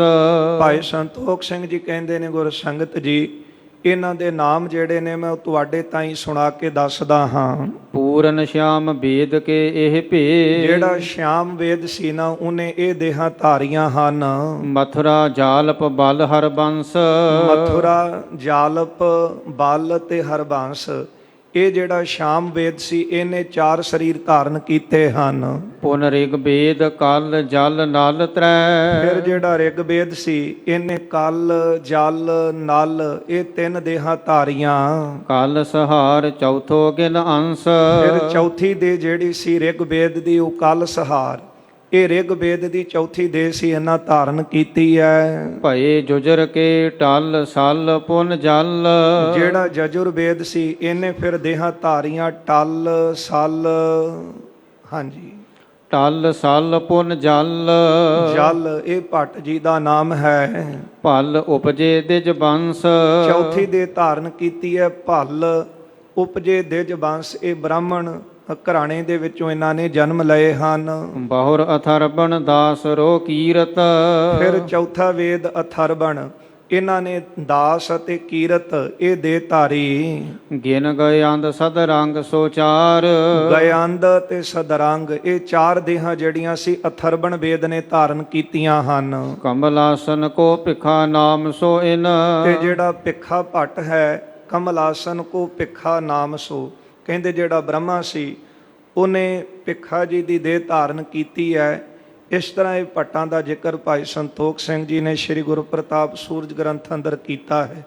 4 ਵੇਦ, ਰਿਗ ਵੇਦ, ਜਜੁਰ ਵੇਦ, ਅਥਰਬਣ ਵੇਦ, ਇਸੇ ਤਰ੍ਹਾਂ ਇਹ ਜਿਹੜੇ 4 ਵੇਦ ਸਨ, ਇੱਕ ਇੱਕ ਵੇਦ ਨੇ 4 ਦੇਹਾਂ ਧਾਰਨ ਕੀਤੀਆਂ। ਸ਼ਾਮ ਵੇਦ, ਜਿਹੜਾ ਸ਼ਾਮ ਵੇਦ ਸੀ ਉਹਨਾਂ ਨੇ ਮਥੁਰਾ ਜਾਲਪ ਬਲ ਤੇ ਹਰਬੰਸ ਇਹ 4। ਰਿਗ ਵੇਦ ਨੇ 4 ਦੇਹਾਂ ਧਾਰੀਆਂ ਕਲ ਜਲ ਨਲ ਕਲ ਸਹਾਰ। ਜਜੁਰ ਵੇਦ ਜਿਹੜਾ ਸੀ ਉਹਨੇ ਟਲ ਸਲ ਜਲ ਤੇ ਭਲ। ਜਿਹੜਾ ਅਥਰਵਣ ਵੇਦ ਸੀ ਉਹਨੇ ਦਾਸ ਕੀਰਤ ਗਇਆੰਦ ਤੇ ਸਦਰੰਗ। ਇਹ 4 ਦੇਹਾਂ 4 ਵੇਦਾਂ ਨੇ ਧਾਰੀਆਂ। ਤੇ ਫਿਰ ਜਿਹੜੇ ਬ੍ਰਹਮਾ ਜੀ ਸਨ ਉਹਨਾਂ ਨੂੰ ਵੀ ਹੁਕਮ ਹੋਇਆ, ਕਿਉਂਕਿ ਬ੍ਰਹਮਾ ਦੇ ਉਚਾਰਨ ਕੀਤੇ 4 ਵੇਦ ਹਨ, ਤੇ ਬ੍ਰਹਮਾ ਜਿਹੜਾ ਸੀ ਉਹ ਭਿੱਖਾ ਦੇ ਰੂਪ ਦੇ ਵਿੱਚ ਦੇਹ ਧਾਰ ਕੇ ਆਇਆ। ਇਨ ਸਭ ਤੇ ਭਾ ਅਦਕ ਉਦਾਰ, ਹਾਂ, ਇਹਨਾਂ ਸਾਰਿਆਂ ਤੋਂ ਇਹ ਜਿਹੜਾ ਸੀ ਭਿੱਖਾ ਇਹ ਵੱਡਾ ਸੀ। ਵਿਪਰ ਸਰੀਰ ਭਾਟ ਭਈ ਸੰਗਿਆ, ਬ੍ਰਾਹਮਣ ਘਰਾਣੇ ਵਿੱਚ ਇਹਨਾਂ ਦੇ ਜਨਮ ਮੰਨੇ ਗਏ। ਵਿਪਰ ਸਰੀਰ ਭਾਟ ਪਈ ਸੰਗਿਆ, ਤੇ ਭੱਟਾਂ ਦੀ ਗਿਣਤੀ ਇਸ ਤਰ੍ਹਾਂ ਹੈ। ਵੱਡੇ ਬੈਸ ਮੈਂ ਭੇ ਇਕ ਸਾਰ, ਵੱਡੀ ਉਮਰ ਦੇ ਇਹ ਜਿਹੜੇ ਹੋ ਕੇ ਇੱਕ ਸਾਰ ਇਕੱਠੇ ਹੋ ਕੇ ਹੋਏ ਇਕੱਤਰ ਲਗੇ ਗੁਰ ਖੋਜਨ, ਇਹ ਸਾਰੇ ਇਕੱਤਰ ਹੋ ਕੇ ਤੇ ਗੁਰੂ ਲੱਭਣ ਲੱਗੇ, ਕਿਉਂਕਿ ਆਕਾਸ਼ਬਾਣੀ ਇਹ ਹੋਈ ਸੀ ਅਕਾਲ ਪੁਰਖ ਦੀ ਕਿ ਗੁਰੂ ਤੋਂ ਬਿਨਾਂ ਤੁਹਾਡਾ ਹੁਣ ਵਿਕਾਰ ਦੂਰ ਨਹੀਂ ਹੋ ਸਕਦਾ। ਗੁਰ ਬਿਨ ਹਿਰਦੈ ਪ੍ਰਕਾਸ਼ ਨਾ ਹੋਵਤ, ਜਾਂ ਤੇ ਮੂਲ ਸਤਿਗੁਰੂ ਦੇਹੋ। ਅਗਿਆਨਤਾ ਦੇ ਹਨੇਰੇ ਨੂੰ ਦੂਰ ਕਰਨ ਵਾਸਤੇ ਗੁਰੂ ਦੀ ਦੇਹ ਇਹੋ ਹੀ ਮੂਲ ਹੈ। ਤੁਹਾਡਾ ਦੁੱਖ ਪੂਰੇ ਗੁਰੂ ਦੀ ਸ਼ਰਨ ਵਿੱਚ ਜਾ ਕੇ ਹੀ ਦੁੱਖ ਦੂਰ ਹੋਵੇਗਾ। ਸਤਿਗੁਰੂ ਬਿਨਾਂ ਨਾ ਸ਼ਾਂਤੀ ਪਈਅਤ, ਪੂਰੇ ਗੁਰੂ ਤੋਂ ਬਿਨਾਂ ਤੁਹਾਡੇ ਅੰਦਰ ਸ਼ਾਂਤੀ ਨਹੀਂ ਆ ਸਕਦੀ। ਬੰਦਾ ਭਾਵੇਂ ਜਿੰਨਾ ਮਰਜ਼ੀ ਕਵੇ ਕਿ ਮੈਂ ਅੰਦਰੋਂ ਸ਼ਾਂਤ ਹਾਂ, ਪਰ ਫਿਰ ਵੀ ਕਿਤੇ ਨਾ ਕਿਤੇ ਜਦੋਂ ਕੋਈ ਧਰਮ ਦਾ ਹੀ ਕੰਮ ਕਰਨ ਲੱਗੇ ਤੇ ਅੰਦਰ ਹੰਕਾਰ ਪੈਦਾ ਹੋ ਜਾਂਦਾ ਹੈ। ਕਈ ਵਾਰ ਮਨੁੱਖ ਕਾਮ ਤੋਂ ਤੁਰਿਆ, ਕਾਮ ਵਸ ਵਿੱਚ ਕੀਤਾ, ਕ੍ਰੋਧ ਨੂੰ, ਲੋਭ ਨੂੰ, ਮੋਹ ਨੂੰ, ਤੇ ਚੌਥਾ ਜਿਹੜਾ ਵਿਕਾਰ ਹੈ ਹੰਕਾਰ, ਫਿਰ ਜੀਵਤ ਸਾਰਿਆਂ ਨੂੰ ਕਰ ਦਿੰਦਾ ਹੈ ਕਿ ਦੇਖਿਆ ਮੈਂ ਸਾਰੇ ਵਿਕਾਰ ਜਿੱਤ ਲਏ, ਤੇ ਫਿਰ ਜਿਹੜਾ ਹੈ ਉਹ ਕਾਮ ਜੀਵਤ ਹੋ ਜਾਂਦਾ ਹੈ। ਇਸ ਲਈ ਤਾਂ ਪੂਰਾ ਗੁਰੂ ਹੀ ਕਿਰਪਾ ਕਰੇ। ਜੇ ਮਨ ਵਸ ਵਿੱਚ ਆ ਜਾਵੇ, ਮਨ ਵਸ ਆਵੇ ਨਾਨਕਾ, ਜੇ ਪੂਰਨ ਕਿਰਪਾ ਹੋਏ, ਪੂਰੀ ਕਿਰਪਾ ਜੇ ਗੁਰੂ ਆਪਣੀ ਕਰ ਦਵੇ, ਤੇ ਫਿਰ ਹੀ ਇਹਨਾਂ ਵਿਕਾਰਾਂ ਤੋਂ ਬਚਿਆ ਜਾ ਸਕਦਾ ਹੈ। ਇਸ ਲਈ ਇਹ ਚਾਰੇ ਵੇਦਾਂ ਨੇ 4 ਦੇਹਾਂ ਧਾਰੀਆਂ, ਬ੍ਰਹਮਾ ਇਹਨਾਂ ਵਿੱਚੋਂ ਸ਼੍ਰੇਸ਼ਟ ਸੀ। ਇਹ ਸਾਰੇ ਮਿਲ ਕੇ ਪੂਰੇ ਗੁਰੂ ਦੀ ਖੋਜ ਵਿੱਚ ਚੱਲੇ ਨੇ, ਪੂਰਾ ਗੁਰੂ ਲੱਭਣ ਲੱਗੇ ਹਨ। ਦੇਸ਼ ਵਿਦੇਸ਼ਨ ਮੈਂ ਹਿਤ ਧਾਰ, ਇਹ ਸਾਰੇ ਪੱਟ ਬਹੁਤਾ ਪਿਆਰ ਧਾਰਨ ਕਰਕੇ ਦੇਸ਼ਾਂ ਵਿਦੇਸ਼ਾਂ ਦੇ ਵਿੱਚ ਇਹਨਾਂ ਨੇ ਗੁਰੂ ਨੂੰ ਖੋਜਿਆ ਹੈ। ਪੰਥ ਜਿਤੇ ਜਗ ਬਿਖੈ ਪ੍ਰਬਿਰਤੇ, ਜਿੰਨੇ ਵੀ ਸੰਸਾਰ ਦੇ ਵਿੱਚ ਪੰਥ ਪ੍ਰਗਟ ਹੋਏ ਸਨ, ਸਭ ਕੇ ਨਿਕਟ ਕਰਤ ਪ੍ਰਸਥਾਨ, ਸਾਰਿਆਂ ਦੇ ਕੋਲ ਇਹਨਾਂ ਵੇਦਾਂ ਨੇ ਭੱਟਾਂ ਦੀਆਂ ਦੇਹਾਂ ਧਾਰੀਆਂ ਤੇ ਉਹਨਾਂ ਦੇ ਕੋਲ ਗਏ ਹਨ। ਗਿਰੀਪੁਰੀ ਆਦਿਕ ਸੰਨਿਆਸੀ, ਗਿਰੀਪੁਰੀ ਅਤੇ ਸੰਨਿਆਸੀਆਂ ਦੇ ਕੋਲ, ਤਿਨ ਤੇ ਸੁਨਹਿ ਬੈਨ ਹਿਤ ਠਾਨ, ਉਹਨਾਂ ਕੋਲ ਬੈਠ ਕੇ ਸੰਨਿਆਸੀਆਂ ਪਾਸੋਂ, ਗਿਰੀਆਂ ਪਾਸੋਂ, ਸਾਰਿਆਂ ਕੋਲੋਂ ਜਾ ਕੇ ਬੜਾ ਹਿੱਤ ਧਾਰ ਕੇ, ਪਿਆਰ ਧਾਰ ਕੇ ਉਹਨਾਂ ਕੋਲੋਂ ਬੈਠ ਕੇ ਉਹਨਾਂ ਦੇ ਬਚਨ ਸੁਣੇ ਹਨ। ਜੋਗ ਅਭਿਆਸੀ ਅਰ ਕੰਨ ਪਾਟੇ, ਵੱਡੇ ਵੱਡੇ ਜੋਗੀਆਂ ਬਾਰੇ ਵੀ ਸੁਣਿਆ, ਅਭਿਆਸੀਆਂ ਬਾਰੇ ਵੀ ਸੁਣਿਆ, ਕੰਨ ਪਾਟੇ ਜੋਗੀਆਂ ਬਾਰੇ ਵੀ ਸੁਣਿਆ ਕਿ ਇਹਨਾਂ ਕੋਲ ਵੀ ਬੜਾ ਗਿਆਨ ਹੁੰਦਾ ਹੈ, ਬੜੀ ਸਾਧਨਾ ਸਾਧੀ ਹੁੰਦੀ ਹੈ। ਉਹਨਾਂ ਕੋਲ ਵੀ ਇਹ ਚੱਲ ਕੇ ਗਏ ਹਨ। ਦੋਨੋਂ ਢਿਗ ਕੇ ਸੰਗ ਮਹਾਨ, ਤੇ ਕਈ ਤਰ੍ਹਾਂ ਦੇ ਜਿਹੜੇ ਜੋਗੀ ਸੰਨਿਆਸੀ ਉਹਨਾਂ ਸਾਰਿਆਂ ਪਾਸ ਇਹ ਗਏ ਹਨ। ਬ੍ਰਹਮਚਾਰੀ ਤਪਸੀ ਬੈਰਾਗੀ, ਫਿਰ ਬ੍ਰਹਮਚਾਰੀ ਤਪਸੀ ਬੈਰਾਗੀ ਇਹਨਾਂ ਕੋਲ, ਅਪਰ ਕਿਤਕ ਕੋ ਕਰੈ ਬਖਾਨ, ਹੋਰ ਕਿੰਨਿਆਂ ਕੁ ਦੀ ਗਿਣਤੀ ਕਰਕੇ ਇੱਥੇ ਭਾਈ ਸਾਹਿਬ ਕਹਿੰਦੇ ਦਸੀਏ। ਸੰਮਤ ਏਕ ਫਿਰੇ ਜਗ ਖੋਜਤ, ਇਹ ਸਾਰੇ ਭੱਟ ਸੰਸਾਰ ਦੇ ਵਿੱਚੋਂ ਪੂਰਾ ਗੁਰੂ ਖੋਜਣ ਨਿਕਲੇ ਸੀ। 1 ਸਾਲ ਭਟਕਦੇ ਰਹੇ, ਜਿਹਦਾ ਜ਼ਿਕਰ ਭੱਟ ਜੀ ਨੇ ਬਾਣੀ ਅੰਦਰ ਵੀ ਕੀਤਾ ਹੈ। ਉਹ ਸ਼ਬਦ ਆਪਾਂ ਅੱਗੇ ਵਿਚਾਰਾਂਗੇ। ਸੋ ਇਸ ਤਰ੍ਹਾਂ 1 ਸਾਲ ਇਹਨਾਂ ਨੇ ਪੂਰੇ ਗੁਰੂ ਦੀ ਭਾਲ ਕੀਤੀ ਹੈ। ਜੇ ਸਾਧਕ ਪਰਲੋਕ ਉਦਾਰ, ਜਿਹੜੇ ਪਰਲੋਕ ਦੇ ਸਾਧਕ ਸਨ, ਪਰਲੋਕ ਦੇ ਵਿੱਚ ਮੁਕਤੀ ਚਾਹੁੰਦੇ ਸਨ, ਪਰਲੋਕ ਦੇ ਸਾਧਕ ਸਨ ਵੱਡੇ, ਕਹਿ ਨਿਜ ਬਚਨ ਸ਼ਾਂਤ ਦੇ ਚਿੱਤ ਕੋ, ਹਾਂ ਉਹਨਾਂ ਕੋਲ ਵੀ ਗਏ ਹਨ ਤੇ ਚਾਹੁੰਦੇ ਸਨ ਕਿ ਕੋਈ ਬਚਨ ਸੁਣਾਵੇ ਪੂਰਾ ਗੁਰੂ, ਜਿਹਦੇ ਬਚਨ ਸੁਣਨ ਦੇ ਨਾਲ ਮਨ ਨੂੰ ਸ਼ਾਂਤੀ ਮਿਲ ਜਾਵੇ। ਐਸੋ ਕਤਹੁ ਨਹੀਂ ਨਿਹਾਰ, ਪਰ ਐਸਾ ਗੁਰੂ ਜਿਹੜਾ ਸੀ ਇਹਨਾਂ ਨੂੰ ਕਿਤੇ ਵੀ ਨਹੀਂ ਨਸੀਬ ਹੋਇਆ। ਦੇਸ਼ ਵਿਦੇਸ਼ਨ ਸਗਰੇ ਫਿਰ ਕਰ, ਦੇਸ਼ਾਂ ਵਿਦੇਸ਼ਾਂ ਦੇ ਵਿੱਚ ਇਹਨਾਂ ਨੇ ਸਾਰੀ ਥਾਵਾਂ ਤੇ ਭਾਲ ਕੀਤੀ ਹੈ। ਭਏ ਉਦਾਸ ਗਏ ਜਬ ਹਾਰ, ਜਦੋਂ ਸਾਰੇ ਪਾਸੋਂ ਹਾਰ ਗਏ, ਮਨ ਵਿੱਚ ਬੜੇ ਉਦਾਸ ਹੋਏ। ਗੁਰ ਸੰਗਤ ਜੀ, ਪੂਰੇ ਗੁਰੂ ਦੀ ਸ਼ਰਨ ਵਿੱਚ ਆਉਣਾ ਇਹ ਬੜੇ ਵੱਡੇ ਭਾਗਾਂ ਦੀ ਨਿਸ਼ਾਨੀ ਹੈ। ਹਰੇਕ ਬੰਦਾ ਚਾਹੁੰਦਾ ਹੈ ਕਿ ਮੈਨੂੰ ਪੂਰਾ ਗੁਰੂ ਮਿਲੇ, ਉਹਦੇ ਤੋਂ ਮੈਂ ਉਪਦੇਸ਼ ਲਵਾਂ ਤੇ ਮੇਰਾ ਅੰਦਰ ਸ਼ਾਂਤ ਹੋ ਜਾਵੇ, ਵਿਕਾਰਾਂ ਤੋਂ ਮੈਂ ਬਚਾਂ ਤੇ ਮੇਰੀ ਕਲਿਆਣ ਹੋ ਜਾਵੇ, ਮੈਂ ਵੀ ਮੁਕਤ ਹੋ ਜਾਵਾਂ। ਪਰ ਵੱਡਿਆਂ ਭਾਗਾਂ ਤੋਂ ਬਿਨਾਂ ਪੂਰੇ ਗੁਰੂ ਦੀ ਸ਼ਰਨ ਵਿੱਚ ਆਉਣ ਦਾ ਸੁਭਾਗ ਹੀ ਨਹੀਂ ਬਣਦਾ। ਜੇ ਪੂਰੇ ਗੁਰੂ ਦੀ ਸ਼ਰਨ ਵਿੱਚ ਅੱਜ ਬੈਠੇ ਹਾਂ ਤੇ ਇਹ ਵੀ ਅਕਾਲ ਪੁਰਖ ਦਾ ਸਾਡੇ ਤੇ ਤਰਸ ਹੈ। ਸੋ ਭੱਟਾਂ ਨੇ, ਜਿਨ੍ਹਾਂ ਨੇ ਆਪਣੀ ਅੰਦਰ ਦੀ ਅਵਸਥਾ ਬਾਣੀ ਦੇ ਵਿੱਚ ਬਿਆਨ ਕੀਤੀ ਹੈ ਕਿ ਸਾਡੀ ਹਾਲਤ ਕੀ ਸੀ ਪੂਰੇ ਗੁਰੂ ਦੀ ਸ਼ਰਨ ਵਿੱਚ ਆਏ ਤੋਂ ਬਿਨਾਂ। ਅਸੀਂ ਬੜੇ ਭਟਕੇ, ਬੜੇ ਜੋਗੀਆਂ ਦੇ ਡੇਰੇ ਦੇਖੇ, ਬੜੇ ਬ੍ਰਹਮਚਾਰੀਆਂ ਦੇ, ਸੰਨਿਆਸੀਆਂ ਦੇ, ਵੱਡੇ ਵੱਡੇ ਤਪੱਸੀਆਂ ਬਾਰੇ ਸੁਣਿਆ। ਬਸ ਸੁਣੀਦਾ ਸੀ ਕਿ ਫਲਾਣੀ ਥਾਂ ਬੜਾ ਵੱਡਾ ਤਪੱਸਵੀ ਹੈ ਅਤੇ ਉਹਦੇ ਕੋਲੇ ਸਾਰੇ ਇਕੱਠੇ ਹੋ ਕੇ ਪਹੁੰਚ ਜਾਂਦੇ ਸੀ। ਉਹਨਾਂ ਕੋਲ ਬੈਠ ਕੇ ਉਹਨਾਂ ਦੇ ਬਚਨ ਵੀ ਸੁਣੇ, ਪਰ ਸੁਣ ਕੇ ਅੰਦਰ ਸ਼ਾਂਤੀ ਨਹੀਂ ਸੀ ਆ ਰਹੀ। ਸ਼ਾਂਤੀ ਤਾਂ ਪੂਰੇ ਗੁਰਾਂ ਦੇ ਬਚਨਾਂ ਦੇ ਵਿੱਚੋਂ ਆਉਣੀ ਸੀ। ਉਤਰਿਓ ਗਰਭ ਅਹੈ ਹਮ ਜਗ ਮਹਿ। ਹੁਣ ਇਹਨਾਂ ਸਾਰਿਆਂ ਦਾ ਹੰਕਾਰ ਜਿਹੜਾ ਸੀ ਉਹ ਦੂਰ ਹੋਇਆ। ਪਹਿਲਾ ਹੰਕਾਰ ਕੀ ਸੀ ਵੇਦਾਂ ਨੂੰ? ਇਹ ਹੰਕਾਰ ਸੀ ਕਿ ਸਾਡੇ ਤੋਂ ਬਿਨਾਂ ਕਿਸੇ ਨੂੰ ਗਿਆਨ ਨਹੀਂ ਹੋ ਸਕਦਾ, ਸਾਡੇ ਕਰਕੇ ਸਾਰਿਆਂ ਨੂੰ ਗਿਆਨ ਹੋ ਰਿਹਾ। ਪਰ ਜਦੋਂ ਆਪ ਫਿਰ ਕੇ ਦੇਖਿਆ ਤੇ ਦੇਖ ਕਰਕੇ ਸਾਰੇ ਪਾਸੇ ਧਰਮੀ ਲੋਕਾਂ ਦੇ ਅਸਥਾਨਾਂ ਤੇ ਗਏ, ਧਰਮੀ ਪਹਿਰਾਵਿਆਂ ਕੋਲ ਗਏ, ਪਰ ਕਿਸੇ ਦੇ ਵੀ ਬਚਨ ਸੁਣ ਕੇ ਅੰਦਰ ਨੂੰ ਸ਼ਾਂਤੀ, ਅੰਦਰ ਨੂੰ ਸਕੂਨ ਜਿਹੜਾ ਸੀ ਉਹ ਨਹੀਂ ਮਿਲਿਆ। ਤਉ ਨ ਦੇਖਿਓ ਬਿਨਾ ਵਿਕਾਰ। ਸਾਰੇ ਪਾਸੇ ਇਹਨਾਂ ਨੇ ਘੁੰਮ ਕੇ ਫਿਰ ਕੇ ਦੇਖ ਲਿਆ ਕਿ ਵਿਕਾਰਾਂ ਤੋਂ ਬਿਨਾਂ ਤੇ ਕੋਈ ਵੀ ਨਾ ਦਿਸਿਆ। ਪਹਿਰਾਵੇ ਤਾਂ ਧਰਮੀਆਂ ਵਾਲੇ ਸੀ, ਕਹਿੰਦੇ ਤਾਂ ਪੂਰੇ ਹਾਂ ਅਸੀਂ ਜੋਗੀ, ਹਮ ਬ੍ਰਹਮਚਾਰੀ, ਹਮ ਸੰਨਿਆਸੀ, ਪਰ ਜਦੋਂ ਇਹਨਾਂ ਦੇ ਜੀਵਨ ਦੇਖੇ ਤੇ ਭੱਟ ਜਿਹੜੇ ਸਨ ਬਹੁਤ ਉਦਾਸ ਹੋਏ। ਪੂਰਾ 1 ਸਾਲ ਇਸ ਸੰਸਾਰ ਦੇ ਵਿੱਚ ਭਟਕਦੇ ਰਹੇ। ਜਾਂ ਤੇ ਸਤਿਗੁਰ ਸਭ ਤੇ ਦੀਰਘ।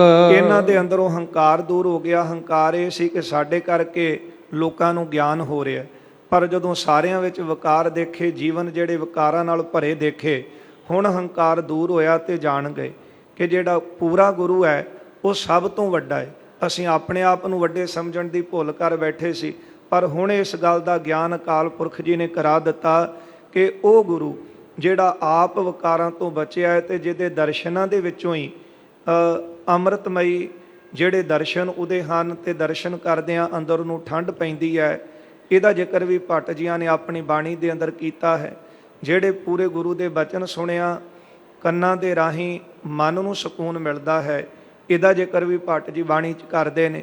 ਹੁਣ ਇਹ ਜਾਣ ਗਏ ਨੇ ਕਿ ਅਕਾਲ ਪੁਰਖ ਦਾ ਸਰੂਪ ਪੂਰਾ ਗੁਰੂ ਉਹ ਸਭ ਤੋਂ ਵੱਡਾ ਹੈ। ਜਿਨ ਕੇ ਮਿਲਤ ਸ਼ਾਂਤ ਚਿਤ ਪਾਏ। ਜਿਸ ਪੂਰੇ ਗੁਰੂ ਨੂੰ ਮਿਲਦਿਆਂ, ਦਰਸ਼ਨ ਕੀਤਿਆਂ ਚਿੱਤ ਨੂੰ, ਮਨ ਨੂੰ ਆਤਮਿਕ ਸ਼ਾਂਤੀ ਪ੍ਰਾਪਤ ਹੁੰਦੀ ਹੈ। ਬਿਨਾ ਗਰਭ ਤੇ ਸਰਬ ਭਈ ਜਬ। ਹੁਣ ਸਾਰੇ ਜਿਹੜੇ ਵੇਦ ਸਨ ਭੱਟਾਂ ਦੀਆਂ ਦੇਹਾਂ ਧਾਰੀਆਂ ਤੇ ਵਿਕਾਰਾਂ ਤੋਂ ਰਹਿਤ ਹੋ ਗਏ। ਵਿਕਾਰ ਤਾਂ ਇਹੋ ਹੀ ਸੀ ਹੰਕਾਰ ਦਾ, ਤੇ ਰੋਗ ਇੱਕ ਹੀ ਹੋਵੇ ਸਰੀਰ ਦੇ ਵਿੱਚ ਤੇ ਸਰੀਰ ਨੂੰ ਰੋਗੀ ਬਣਾ ਕੇ ਦੁੱਖ ਦਿੰਦਾ ਹੈ। ਤੇ ਹੁਣ ਵਿਕਾਰ ਭਾਵੇਂ ਅਨੇਕਾਂ ਹੀ ਨੇ, ਪਰ ਜੇ ਇੱਕ ਵੀ ਅੰਦਰ ਠਹਿਰ ਜਾਵੇ ਤੇ ਸਰੀਰ ਨੂੰ ਦੁੱਖ ਦਿੰਦਾ ਹੈ ਤੇ ਆਤਮਾ ਨੂੰ ਸ਼ਾਂਤੀ ਨਹੀਂ ਦਿੰਦਾ, ਮਨ ਨੂੰ ਸ਼ਾਂਤ ਨਹੀਂ ਹੋਣ ਦਿੰਦਾ। ਹੁਣ ਇਹਨਾਂ ਅੰਦਰੋਂ ਵਿਕਾਰ ਜਿਹੜਾ ਸੀ ਉਹ ਦੂਰ ਹੋਇਆ। ਹੰਕਾਰ ਦਾ ਕਦੋਂ ਦੂਰ ਹੋਇਆ? ਜਦੋਂ ਆਪਣੇ ਆਪ ਦੇ ਵਿੱਚ ਜਾਣਿਆ ਕਿ ਅਸੀਂ ਬਹੁਤ ਛੋਟੇ ਹਾਂ ਤੇ ਪੂਰਾ ਗੁਰੂ ਬਹੁਤ ਵੱਡਾ ਹੈ। ਸੁਦਾ ਸਰੋਵਰ ਕੀ ਦਿਸ਼ ਆਏ। ਹੁਣ ਇਹਨਾਂ ਨੇ ਥਾਂ ਥਾਂ ਤੇ ਭਟਕੇ ਤੇ ਜਦੋਂ ਸੁਣਿਆ ਸੁਦਾ ਸਰੋਵਰ ਨਾਮ ਹੈ ਅੰਮ੍ਰਿਤਸਰ ਦਾ, ਅੰਮ੍ਰਿਤਸਰ ਦੀ ਮਹਿਮਾ ਇਹਨਾਂ ਨੇ ਲੋਕਾਂ ਪਾਸੋਂ ਸੁਣੀ ਹੈ, ਤੇ ਫਿਰ ਇਹ ਸਾਰੇ ਇਕੱਠੇ ਹੋ ਕੇ ਅੰਮ੍ਰਿਤਸਰ ਵੱਲ ਆਏ ਹਨ। ਮਹਿਮਾ ਸੁਨਤ ਅਨੇਕ ਲੋਕ ਤੇ। ਅਨੇਕਾਂ ਲੋਕਾਂ ਪਾਸੋਂ ਗੁਰੂ ਰਾਮਦਾਸ ਜੀ ਦੇ ਦਰ ਦੀ, ਗੁਰੂ ਨਾਨਕ ਸਾਹਿਬ ਜੀ ਦੇ ਘਰ ਦੀ, ਗੁਰੂ ਅਰਜਨ ਦੇਵ ਸਾਹਿਬ ਦੇ ਦਰਬਾਰ ਦੀ ਇਹਨਾਂ ਨੇ ਮਹਿਮਾ ਸੁਣੀ ਹੈ। ਸ਼੍ਰੀ ਅਰਜਨ ਸਤਿਗੁਰ ਸੁਖਦਾਏ। ਕੀ ਸੁਣਿਆ ਲੋਕਾਂ ਪਾਸੋਂ ਕਿ ਗੁਰੂ ਨਾਨਕ ਸਾਹਿਬ ਦਾ ਸਰੂਪ, ਪੰਜਵੀਂ ਜੋਤ, ਗੁਰੂ ਅਰਜਨ ਦੇਵ ਸਾਹਿਬ ਸੱਚੇ ਪਾਤਸ਼ਾਹ ਸਾਰੇ ਸੁੱਖ ਦੇਣ ਵਾਲੇ ਹਨ। ਭਿਖੇ ਸਹਿਤ ਸਕਲ ਹੀ ਮਿਲ ਕੈ। ਭੱਟ ਭਿੱਖਾ ਜੀ ਦੇ ਸਮੇਤ ਸਾਰੇ ਜਿਹੜੇ ਵੇਦ ਭੱਟ ਸਨ ਉਹ ਮਿਲ ਕੇ ਦਰਸ਼ਨ ਹਿਤ ਚਿਤ ਚੌਂਪ ਵਡਾਏ। ਇਹਨਾਂ ਚਿੱਤ ਦੇ ਵਿੱਚ ਬੜਾ ਚਾਅ ਵਧਾਇਆ, ਬੜੇ ਪ੍ਰੇਮ ਦੇ ਨਾਲ ਗੁਰੂ ਅਰਜਨ ਦੇਵ ਸਾਹਿਬ ਜੀ ਦੇ ਸਜੇ ਦਰਬਾਰ ਵਿੱਚ ਆਏ ਹਨ। ਗੁਣ ਕੋ ਸੁਨਤ ਸ਼ਾਂਤ ਹੋਈ ਆਈ। ਗੁਰੂ ਅਰਜਨ ਦੇਵ ਸਾਹਿਬ ਜੀ ਦੇ ਗੁਣਾਂ ਨੂੰ ਸੁਣਿਆ ਤੇ ਮਨ ਜਿਹੜਾ ਸੀ ਉਹ ਸ਼ਾਂਤ ਹੋ ਗਿਆ। ਸ਼੍ਰੀ ਅਰਜਨ ਕੋ ਸਿਮਰਤ ਨਾਮ। ਗੁਰੂ ਅਰਜਨ ਦੇਵ ਸਾਹਿਬ ਜੀ ਦਾ ਨਾਮ ਆਪਣੀ ਰਸਨਾ ਦੇ ਨਾਲ ਸਿਮਰਨ ਲੱਗੇ ਹਨ। ਸੰਗਤ ਜੀ, ਇਹਦਾ ਜ਼ਿਕਰ ਵੀ ਭੱਟ ਜੀ ਨੇ ਬਾਣੀ ਅੰਦਰ ਕੀਤਾ ਹੈ। ਇਹ ਬਚਨ ਆਪਾਂ ਗੁਰੂ ਗ੍ਰੰਥ ਸਾਹਿਬ ਜੀ ਦੇ ਅੰਦਰ ਪੜ੍ਹਦੇ ਹਾਂ ਕਿ ਗੁਰੂ ਅਰਜਨ ਦੇਵ ਸਾਹਿਬ ਜੀ ਦਾ ਨਾਮ ਲਿਆ ਸਾਰੇ ਸੁੱਖਾਂ ਦੀ ਪ੍ਰਾਪਤੀ ਹੋ ਜਾਂਦੀ।